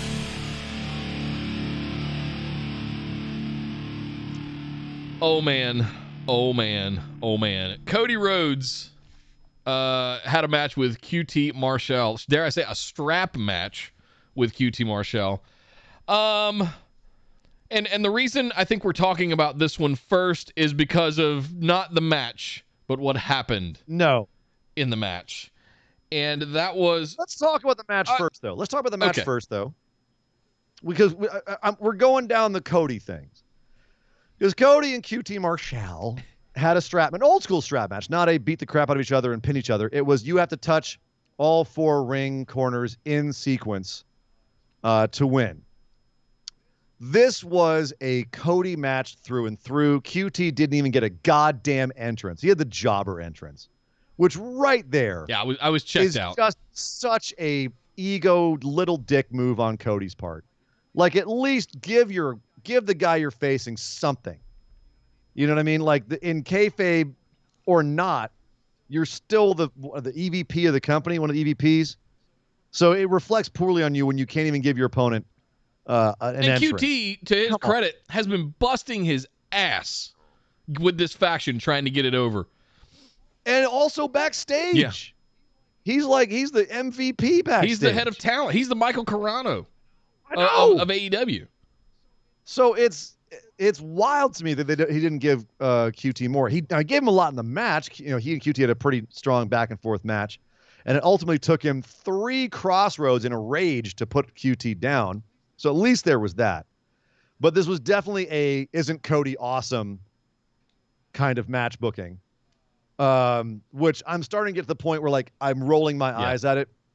But you know what? Here's the thing, Nick. The crowd ate it up. And I can't argue with success. You know what I mean? If it's working, if he's getting over the crowd with it, you know what? Fine. I'm just sitting here saying it's going to have decreasing dividends. More and more people are going to start getting put off like I am, where I'm like, oh God, here comes Cody with his 5-minute entrance, not giving his opponent the entrance, not putting anyone over. You know, oh, will QT beat him? Yeah, in a tag match on Dark. Get out of here. It's getting to the point now where I roll my eyes at kind of the grandstanding that Cody's doing. But it's, again, the gimmick is still over. Yep. So more power to you. However, at a certain point in the match, Cody was going around to tap all of the tops of the turnbuckles in a false finish. The lights went out. The crowd kind of went, oh, but nothing happened. Cody kind of looked around like, well, I'm confused. All right, the match continues. And everyone's kind of went, buzz, buzz, buzz, buzz, buzz, buzz, buzz. Don't know what happened, but okay. Well, later on, after this match, later on in the show, Arn Anderson came out to be interviewed. Started by saying how great it was to be back in front of a crowd. Didn't get very far, and the lights went out again. And when they came back up, standing in the ring was Tommy End, formerly Aleister Black, now apparently known as Malakai Black. Ooh. He's still got his he's got the one white eye now, and like half his face looks like it's bruised, or I'm not sure what he's going for there yet, but I like love it. It looks scary. Looks scary. Looks like the darkness is coming out of that. It just looks mean, man, and I love it. Looks scary, and not just look mean. He kicked the shit out of Arn Anderson. Kicked him right in the gob. It'd be interesting to see if he still calls it a black mass, but it was that roundhouse kick. He still has the last name. Yep. I mean, unless they trademarked Black Mass, who knows? I mean, I can't imagine how many millions of dollars. I'll be sitting here drinking my coffee, going. I can't imagine how many millions of dollars on trademarks WWE spends every year trying to just secure all IP possible. Well, and how many they miss. Yeah. Like we've heard time and time again about IPs they just forgot to copyright. In fact, you know why Malakai Black was here on AEW only 30 days after he was released? Oops. Because WWE forgot to update his contract. NXT talent has a 30-day non-compete clause. Main roster have a 90-day, and they forgot to update his contract when they called him up. He's been on main roster for a year and a half. They just forgot to update his contract. So he was like, okay, cool. I'll just go to AEW I wonder if Ricochet was about checking his contract out, too. I think everyone was checking out their contract. Oh, to one up this a little bit WWE's more, going to look according to Buddy Murphy's interview with Sean Ross Sapp, talent called him thinking he was Aleister Black trying to fix his 30-day, and Buddy Murphy said, no, mine's a 90-day. You got the wrong guy. They called Buddy Murphy thinking he was Aleister Black trying to fix his 30-day non-compete. That's how backwards. $1 billion company. $1 billion. Oh, it's just so silly. It's what kind of hayseed nonsense is going on in that place? Oh my goodness! You let this guy go to AEW in 30 days? Are you out of your? You mean releasing him in the first place? You out of your goddamn mind? Right. But hey, you know what? He's in AEW. He kicked the crap out of Arn Anderson. Arn Anderson flipped that mic like it was beautiful. But it looked like it was such a great kick. Cody comes out and goes, "What are you doing?" Aleister Black goes, "I'm sorry. You take care of Arn Anderson." "I'm just kidding." And he kicks Cody in the face too. And then he walks out. The crowd goes wild. I was losing my mind at home because y'all know I'm a mark for that man. But yeah, Malakai Black. We can now say it. Malakai Black to AEW. You heard it here first. Actually, I think we called this a while back. Yeah, totally. Still. I actually thought Selena Vega would beat him over here, but she's back to SmackDown. They went, well, she's going to win that Money in the Bank because they're going to lay out the red carpet to her. Yeah. Let me catch up real quick. Let's see. Kyle threw I got to go back to NXT a little bit. Kyle threw in 100 bits, said, so happy Brendan Veek, now Duke Hudson, finally getting his shot. Watching his smug series on YouTube. That man is money. Yeah, I'm looking forward to Duke Hudson as well. Sheppy threw in 100. What's that? Just saying, his whole thing, he's got these, of all these guys, he's got the best gimmick so far. And he's got Dick Heel in a suit already, and I'm here for, I love it. Yeah. Sheppy threw in 100 bits, said, I thought this show was one of the best that AEW has put on in their short tenure. Solid wrestling, shenanigans, and surprises that hit on all levels. Yeah, it's... The crowd helped. Oh God! The crowd helped. And Sheppy, to add to that, it was the first show, one of the first shows back with a big crowd, with a full house, fan-freaking-tastic. So let's talk about. Hang on, this I'm not done yet. Thing. Hang on one second. Oh my God! Cal threw in another 100 bits, said I have mixed feelings with this. I'm happy Black is getting his shot to showcase what he can do, but feuding with Cody, every new guy that feuds with me must job to me. Rhodes has me severely worried, and AEW doesn't have the best track record with production, which is key for an act like Black, including time to tell his story every week. He can't just do nothing for a month like Andrade. Wanted Black in Impact, honestly, with their history with stuff like that. Yeah, I think he's so better off in AEW, though. I feel you, but I also kind of, I wonder what the Cody, Aleister, or Malakai feud will be like. I wonder if it will be. I agree. This is the instance where, for me, for Cody, it's make or break. I can still kind of roll my eyes at his shenanigans and like, I'll cheer him if I'm there live or whatever. Like, it's fine. Like, it's Cody's being Cody. Fine. Beating Anthony Ogogo was terrible. Beating QT over and over and over again, just as a way to pump up his own ego. Fine. Beating Brody Lee right away after losing to him. Been a bunch of bad booking decisions with Cody.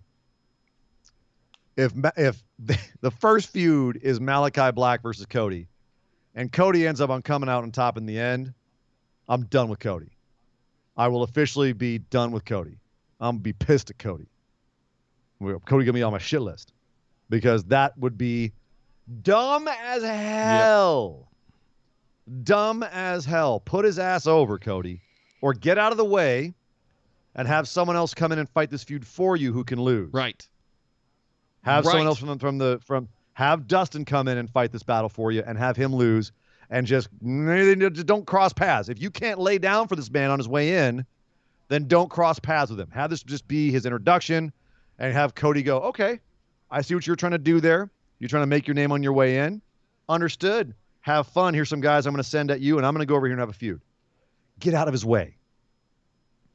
But if Cody wants to get himself over by having a feud with this, it ain't going to work. Ain't going to work. One more Chevy threw in 100 bits, said the announcers played off the lights going black as a weather system causing havoc. We did have a hurricane, by the way, yesterday. Just come right over the top of North Carolina. Right over my house. Yep. Absolutely. Legit that you could have called it that. This made it even more beneficial when Black came out on Arn. I totally marked out at this. By the way, Black Mass is now the Sin Eater, according to Fightful. Hadn't heard that yet. Very nice. Thank you for the info. I did not hear that get called or read that anywhere. That's good stuff. I've been like always before the show. I'm like up on everything, trying to catch everything, and I missed that one. Well done. Thank you, Chevy. Very nice. That's and I like the sound Eater. of that. It just sounds evil. Damian Priest, what are you doing? No, it wasn't. I have to change that. Oh, that was. Oh, sorry. Damian Priest is a super happy face now. Like he's. That's true. But Damian Priest and Satan just sound so similar. It's hard for me to tell the difference sometimes. You know, it's not a very visual show. Sometimes voices just come into the show. You know, JB pops up all of a sudden. There's this giant kaiju JB over there. So also on the show, the main event, the Young Bucks in a street fight versus Eddie Kingston and Penta El Zero Miedo. Oh, this was so good. This was so good. This was everything I want in a wrestling match. Tag team match. You had thumbtacks. You had trash cans. You had Eddie freaking Kingston, by the way. Shenanigans everywhere. Oh, and I love that they did the streamers into the ring.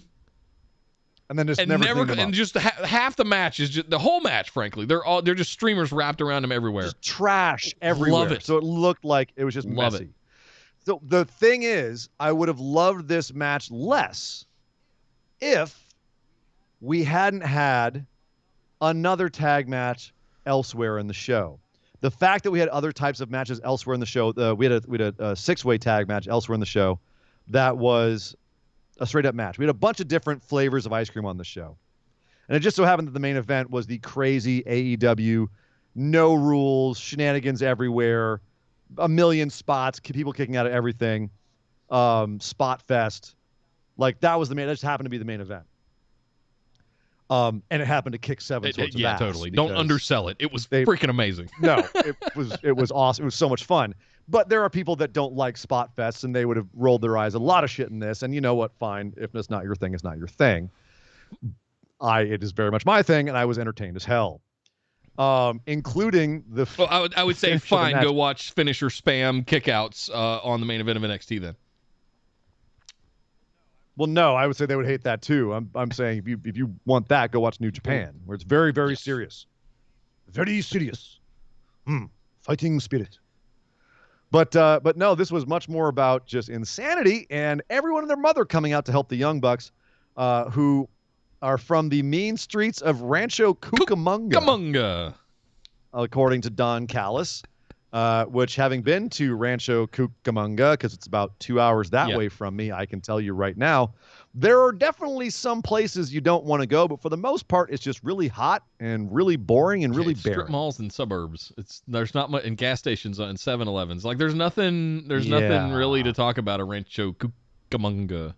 No, it's kind of the place near Riverside and Moreno Valley, and that's about it. You go past it on the way to Vegas. That's really all I know. Nothing to do but nothing to do but like learn how to wrestle, I guess. But that's what made it funny. Every time that Don Callis was like, that's how they learn to do that on the mean streets of Rancho Cucamonga. It was like, it's good stuff.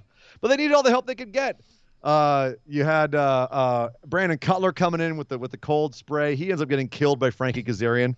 You had the Good Brothers come out to neutralize Frankie Kazarian. It's just madness everywhere.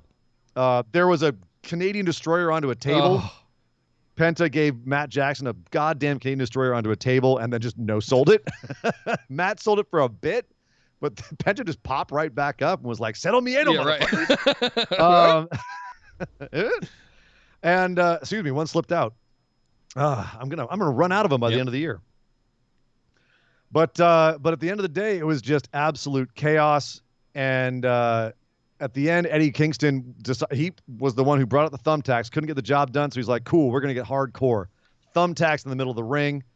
And the Bucks actually were being very canny by continuing to pick them up and throw them at Kingston and Penta just to try to distract them, and it kind of worked because there was tacks getting on the audience. People in the audience were like, "Ah!" It wasn't even that. They finished the match by putting a handful of tacks into Eddie Kingston's mouth. Tell me Eddie Kingston is not the craziest son of a bitch in wrestling right now. Then they super kicked, and then they double super kicked him with a mouthful of tacks, which he sold beautifully, just spitting him out this beautiful shower of tacks out of his mouth. They were facing the wrong way, but you whatever. are my hero, Eddie Kingston. Yeah, and there was just tacks everywhere in the ring. So like, dub. Everyone was just like, no matter what they were doing on the ground, just tacks everywhere.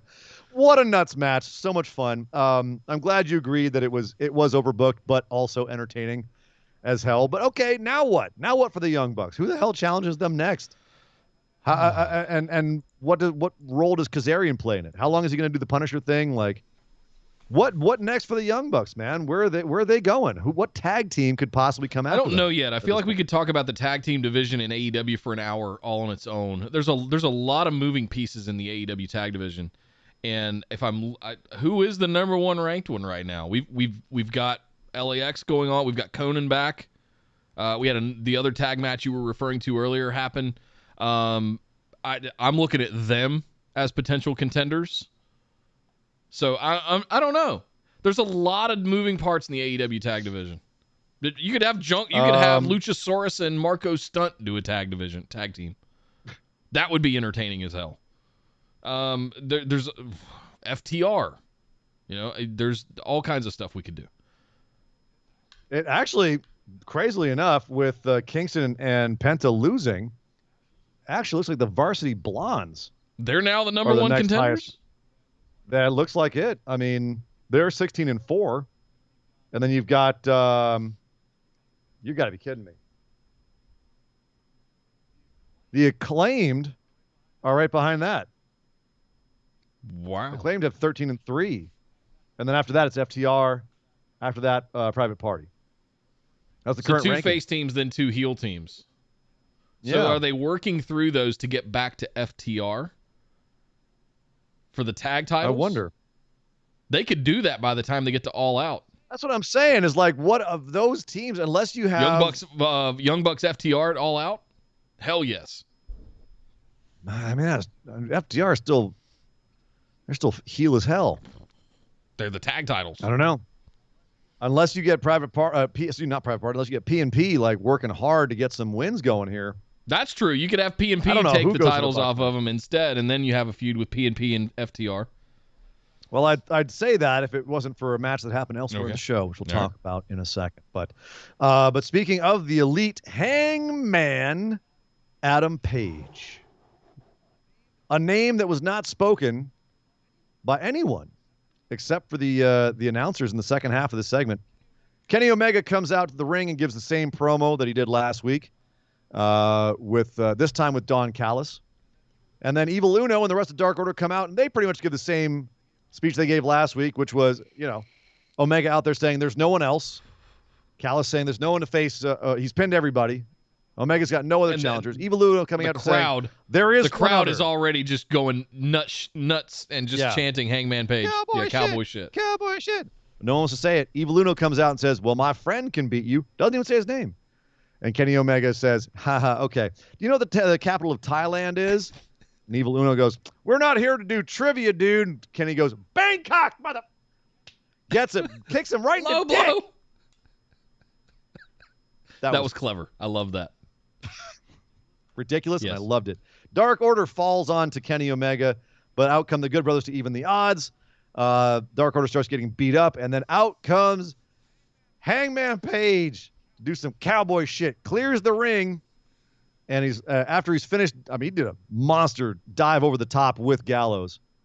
Great double to the outside. Gets back up. Looks like he's about to lariat Kenny, who's standing in the middle of the ring. And the eyes tell the tale. Hangman and Kenny Omega lock eyes.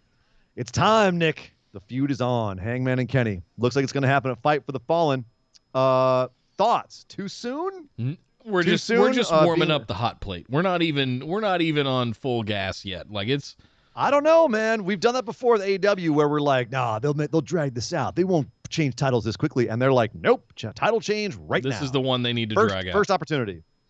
So you think that on the 28th of July at Fight for the Fallen, Hangman Page versus Kenny Omega, Hangman loses and then has to rebuild somehow and face him at All Out. I am not a huge fan of 50-50 booking, but this needs to be Page versus Omega. It needs to go 3 times. And on the Page loses the first one, Page wins the second one, Page wins the third one. We need to see that. So you want to have the Cole O'Reilly feud, but with Hangman. I want to have Omega Okada with Omega Page. I don't know about that, but I will give you this. I hope that Hangman loses at Fight for the Fallen, and then has to some really cheap way, like shenanigans obviously was stolen from him. Between the Good Brothers, the Young Bucks, Don Callis, Brandon Cutler, you've got everybody on Kenny's side. There's no way, other than the entirety of Dark Order coming out and fending all of them off, which is very possible. Might be their part in the story. Yeah. Yep. But that's what I'm saying is I want Hangman to lose the first one, and then cage match it All Out, and that's the one where he beats Kenny. That's what I would like to see. I think that would do the storyline justice, and it would also give Hangman, because right now it just seemed kind of arbitrary. We got like the pep talk from Dark Order. He's like, well, I guess I believe in myself now. It's like, no, man, go out there and get fired up. Get beaten away where you know it's not your fault, and you can go, I know I had him beat.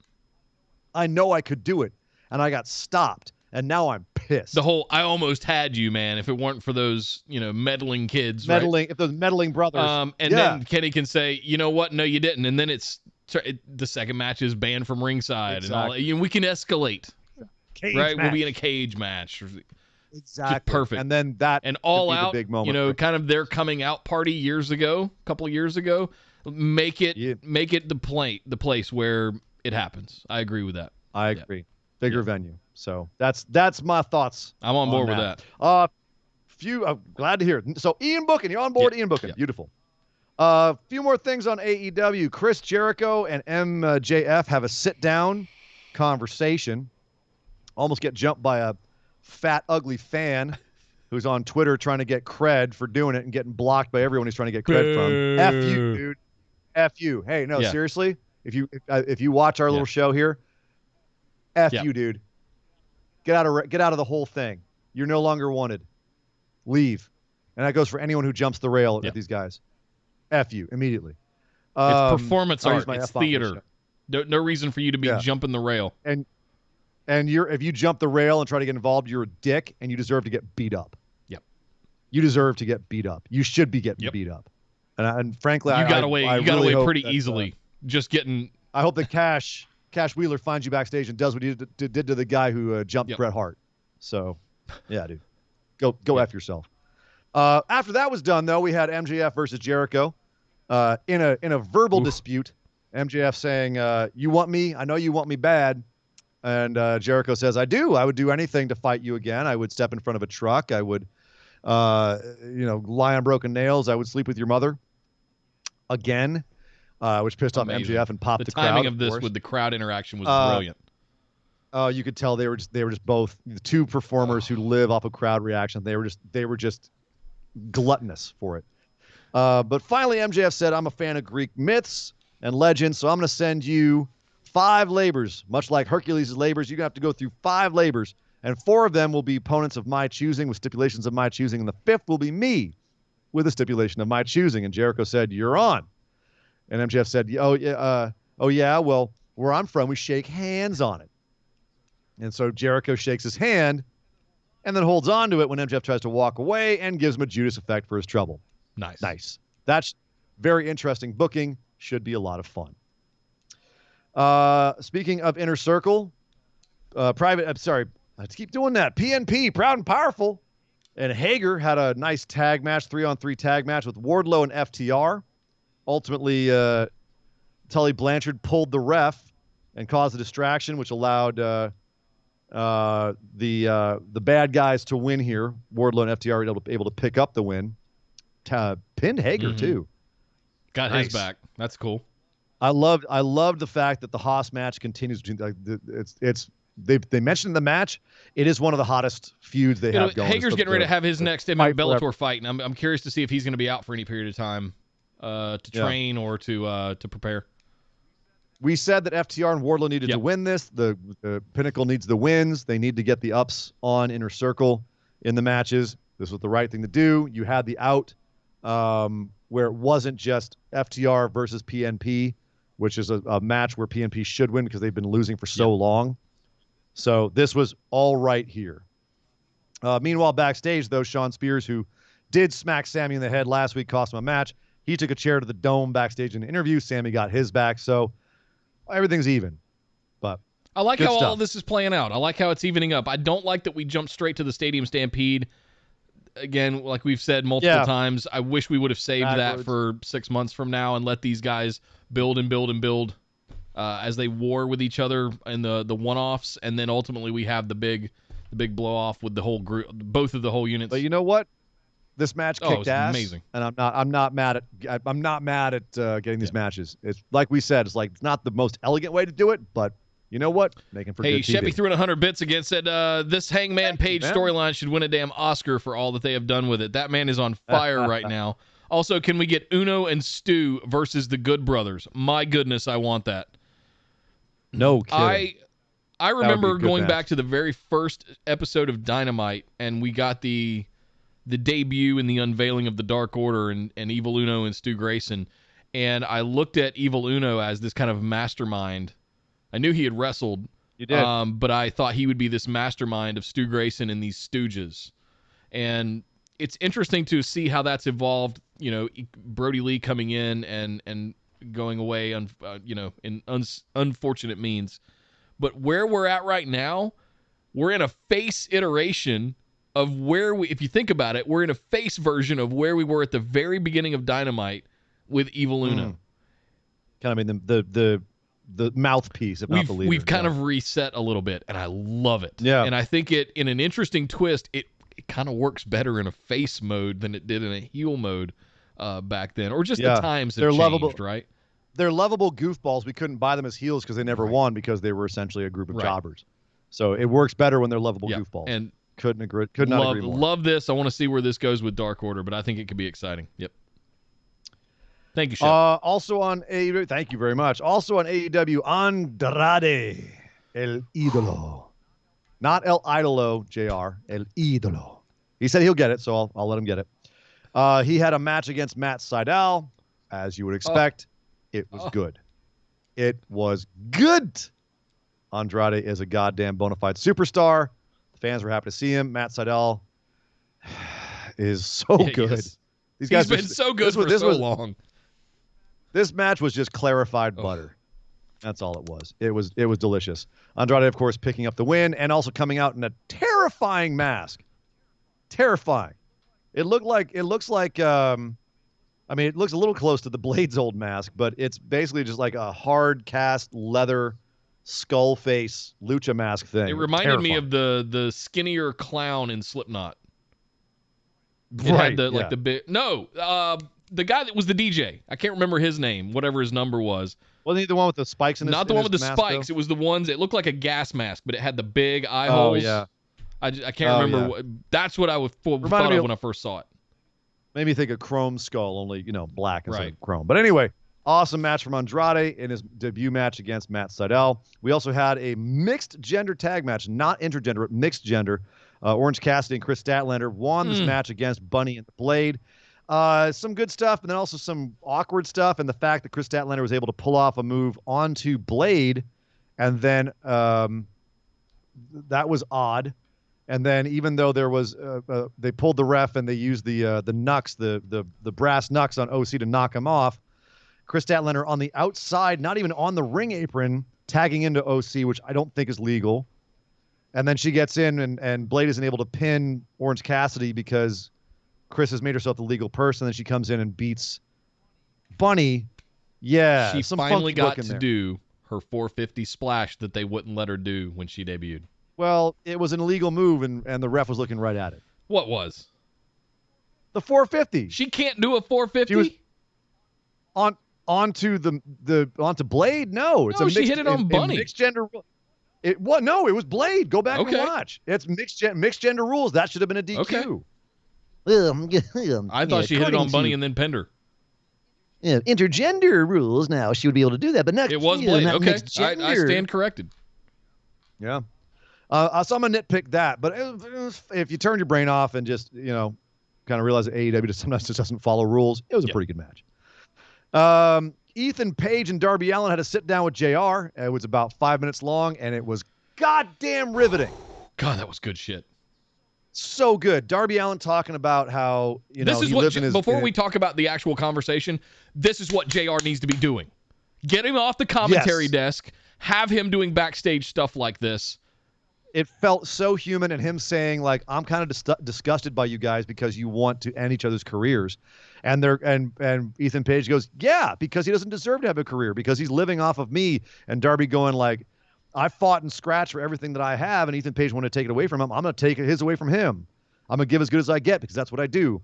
Ethan Page saying, "I've been doing this for 12 years, and I feel like you wouldn't be where you are if you didn't take my 12 years experience and when we worked together and pole vault off of that. There's no reason you should have been here in AEW first. There's no If it wasn't reason for why me, you'd still be living in I your should be working car. up- Right. This was so good. Page on a Page mic, murdered. just yes. And even Darby held up his end of it. This was fantastic. I'm so psyched for this coffin match that we have coming up between those two.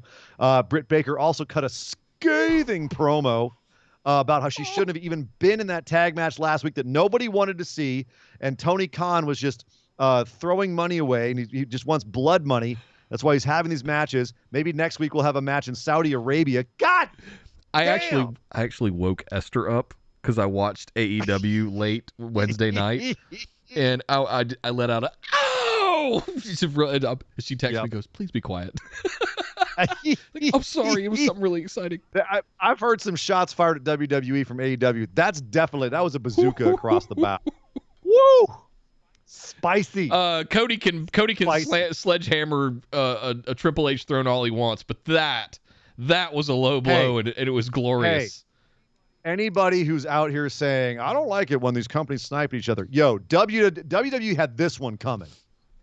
I'm not going to take it from anybody that they don't deserve to get made fun of for taking Saudi Arabia. And Crown Jewel is tentatively on the books for November again, so we got that to look forward to. If you have a problem with that, I'll put you in touch with the family of Jamal Khashoggi. Okay, great. So that was an awesome little bit from Britt Baker screaming about Andrade and Vicky Guerrero being a geriatric and just saying how she wasn't she was all natural, no makeup, and was going to still beat Nyla Rose in 2 weeks. So great stuff there. Ringside, Dan Lambert, Jorge Masvidal, and Amanda Nunes. Good grief, they were ringside to promote their promotion and some upcoming MMA matches. Dan Lambert gets in the ring and starts to Pete Rose the crowd to talk about how much AEW sucks. And out comes AEW's own Kane, Lance Archer, to give him a blackout. Crowd pops. Great. Good stuff. At least they were using Archer for something. What the hell are they doing with Lance Archer? I don't know, but at least they're using him in a way that makes the crowd pop. So there's at least that. I thought this was a missed opportunity, by the way, if I can real quick. I thought you could have had Jake Roberts come out here and educate Mr. Lambert on the professional wrestling business and really just tear him a new one. And and then have Lance come give him a blackout. It doesn't have the punch. And also with Jake, you run the risk of him bloviating for about 5 minutes before getting to the point. Yeah, that's a good point. All right. I you can't guarantee that Jake's gonna stick to the rails. So I thought this had more impact. Just shut up, blackout. Yeah, good stuff. So next week's going to be a monster show as well. Jon Moxley returns to face Carl Anderson, who cut a killer promo this week for the New Japan US title. Oh my goodness, what? Apparently, Carl and Gallows are heading back to New Japan at some point. That said that this week, and he wants to head back with the U.S. title. And I say, give it to him. Mox ain't doing nothing with it. Shenanigans. Let Machine Gun Carl Anderson go back to New Japan. Yes, please. Let now. him live. Let him live. He was a main eventer in Japan. He can main event again. He was going for the championship in New Japan. They need it. Oh. Send him back with that title. Matt Hardy's finally going to have a match with Christian Cage. Ricky Starks came out with a full security brigade to stop Brian Cage, but of course then he ran his mouth about Melissa Santos. Oh, bad move. No, Cage's wife. No, don't do that. And Cage came out to tear him a new asshole. He ran. The security guards took the brunt of it, and Cage is pissed. So we're going to have Starks versus Cage next week for the FTR belt. Is all of this happening next week? This is all Is it a pay-per-view next week and I just missed it? I think it's not Fyter Fest Part 1, but it is one of their... Next week? It's one of their big shows. Every one of their shows this month is a big show. God. It's Road Rager. The last two are Fyter Fest 1 and 2, and in the middle is... Fight for the Fallen? Fight for the Fallen, I think. Fight for the Fallen. God. Or is it Beach Break? But anyway, so it's another big match. And Allen versus Page in a their coffin first match. Ever coffin match. So So next week's going to be huge. AEW coming out of the gates swinging for the fences. That Matt Hardy, Christian Cage for the throwback Laps fans. They're still trying to pull some of them. They've got a little bit of everything here. Allen versus Page for the Evolve crowd. You've got Starks and Brian Cage for the indie crowd. Mox and Carl Anderson for the New Japan crowd. That's a really strong A+ card. Everybody. They go for everybody. Oh man. Calthrin 100 bits said Andrade looked like Black Mask from Batman. From Batman. Yeah. That's a good reference. Yep. Thank you, Kyle. Says Sheppy throwing 100 bits said John Moxley versus Carl Anderson. Put it in my eye holes all day long. Put it up in Just there. Deep Get all up in them. there. Please. Oh man. Thank you very much, Sheppy. Well, guys, there you go. There's AEW, and that is the conclusion of the show, but we're not done just yet. We've still got to go over and do a little something that we like to call our moment of positivity.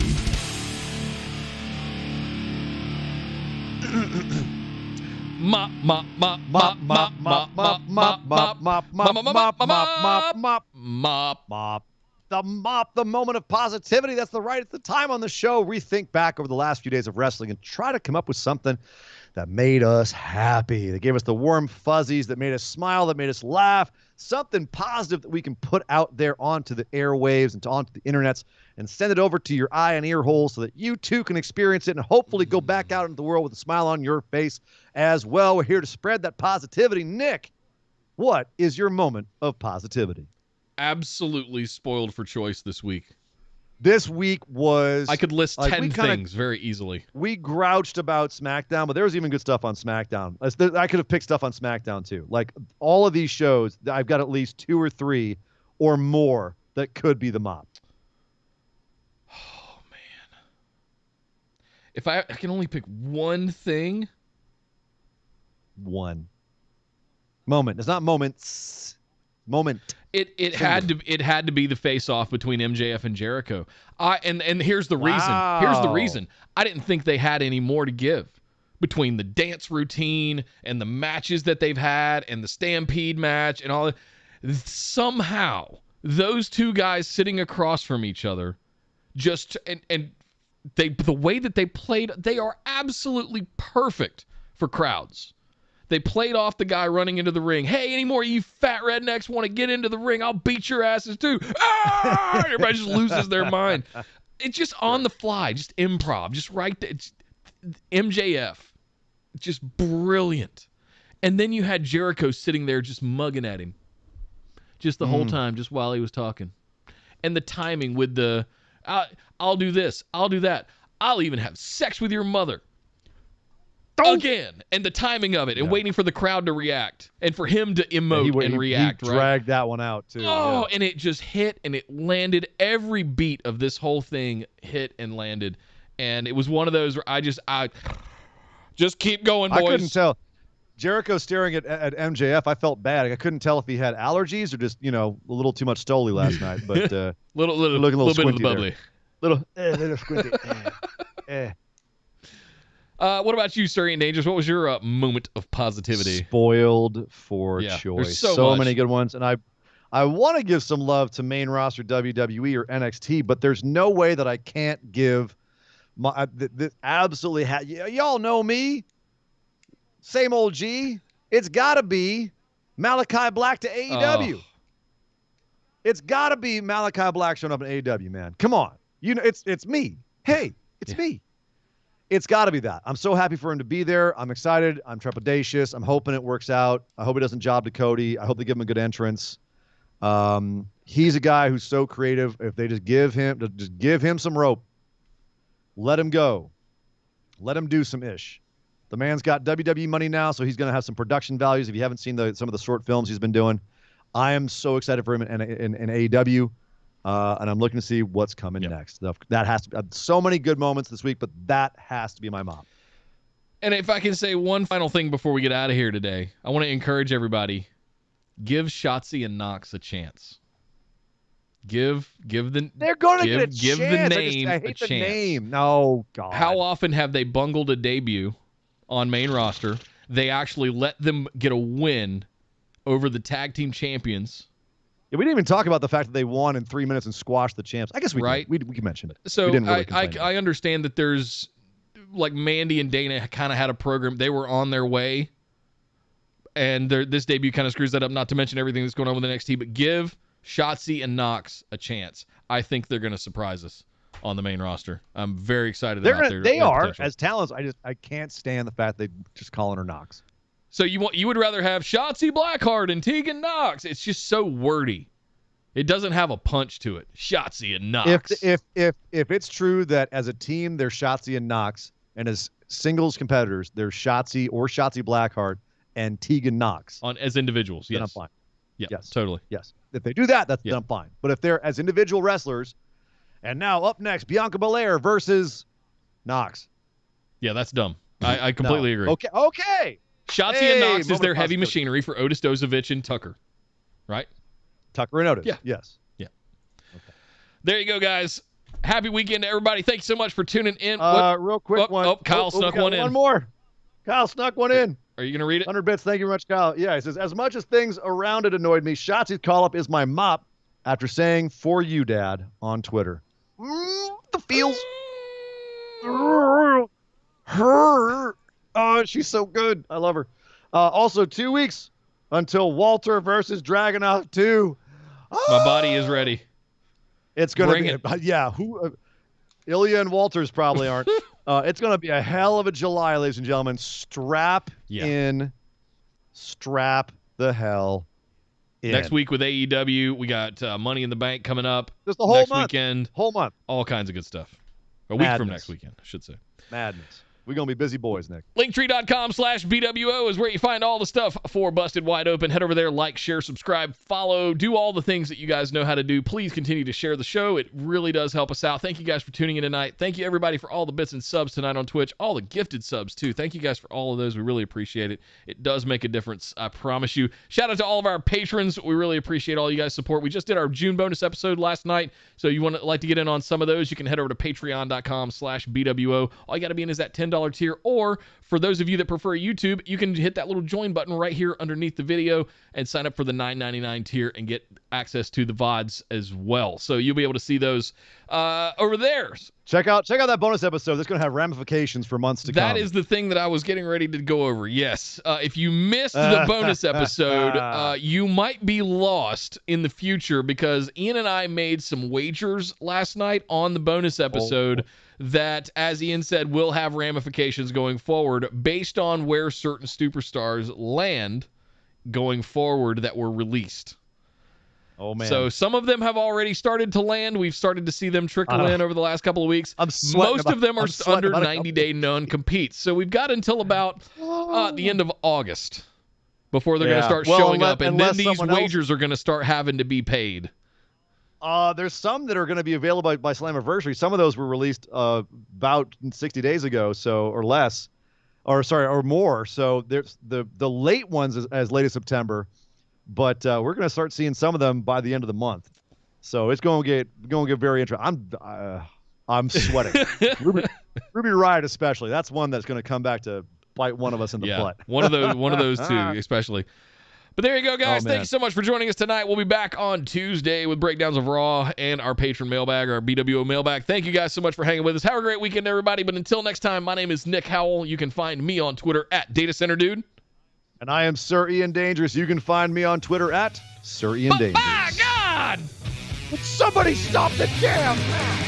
This show is part of the Orbital Jigsaw Network. For more episodes, subscribe to us on iTunes, Google Play, or Stitcher Radio. For details and show notes from each episode, check us out, orbitaljigsaw.com.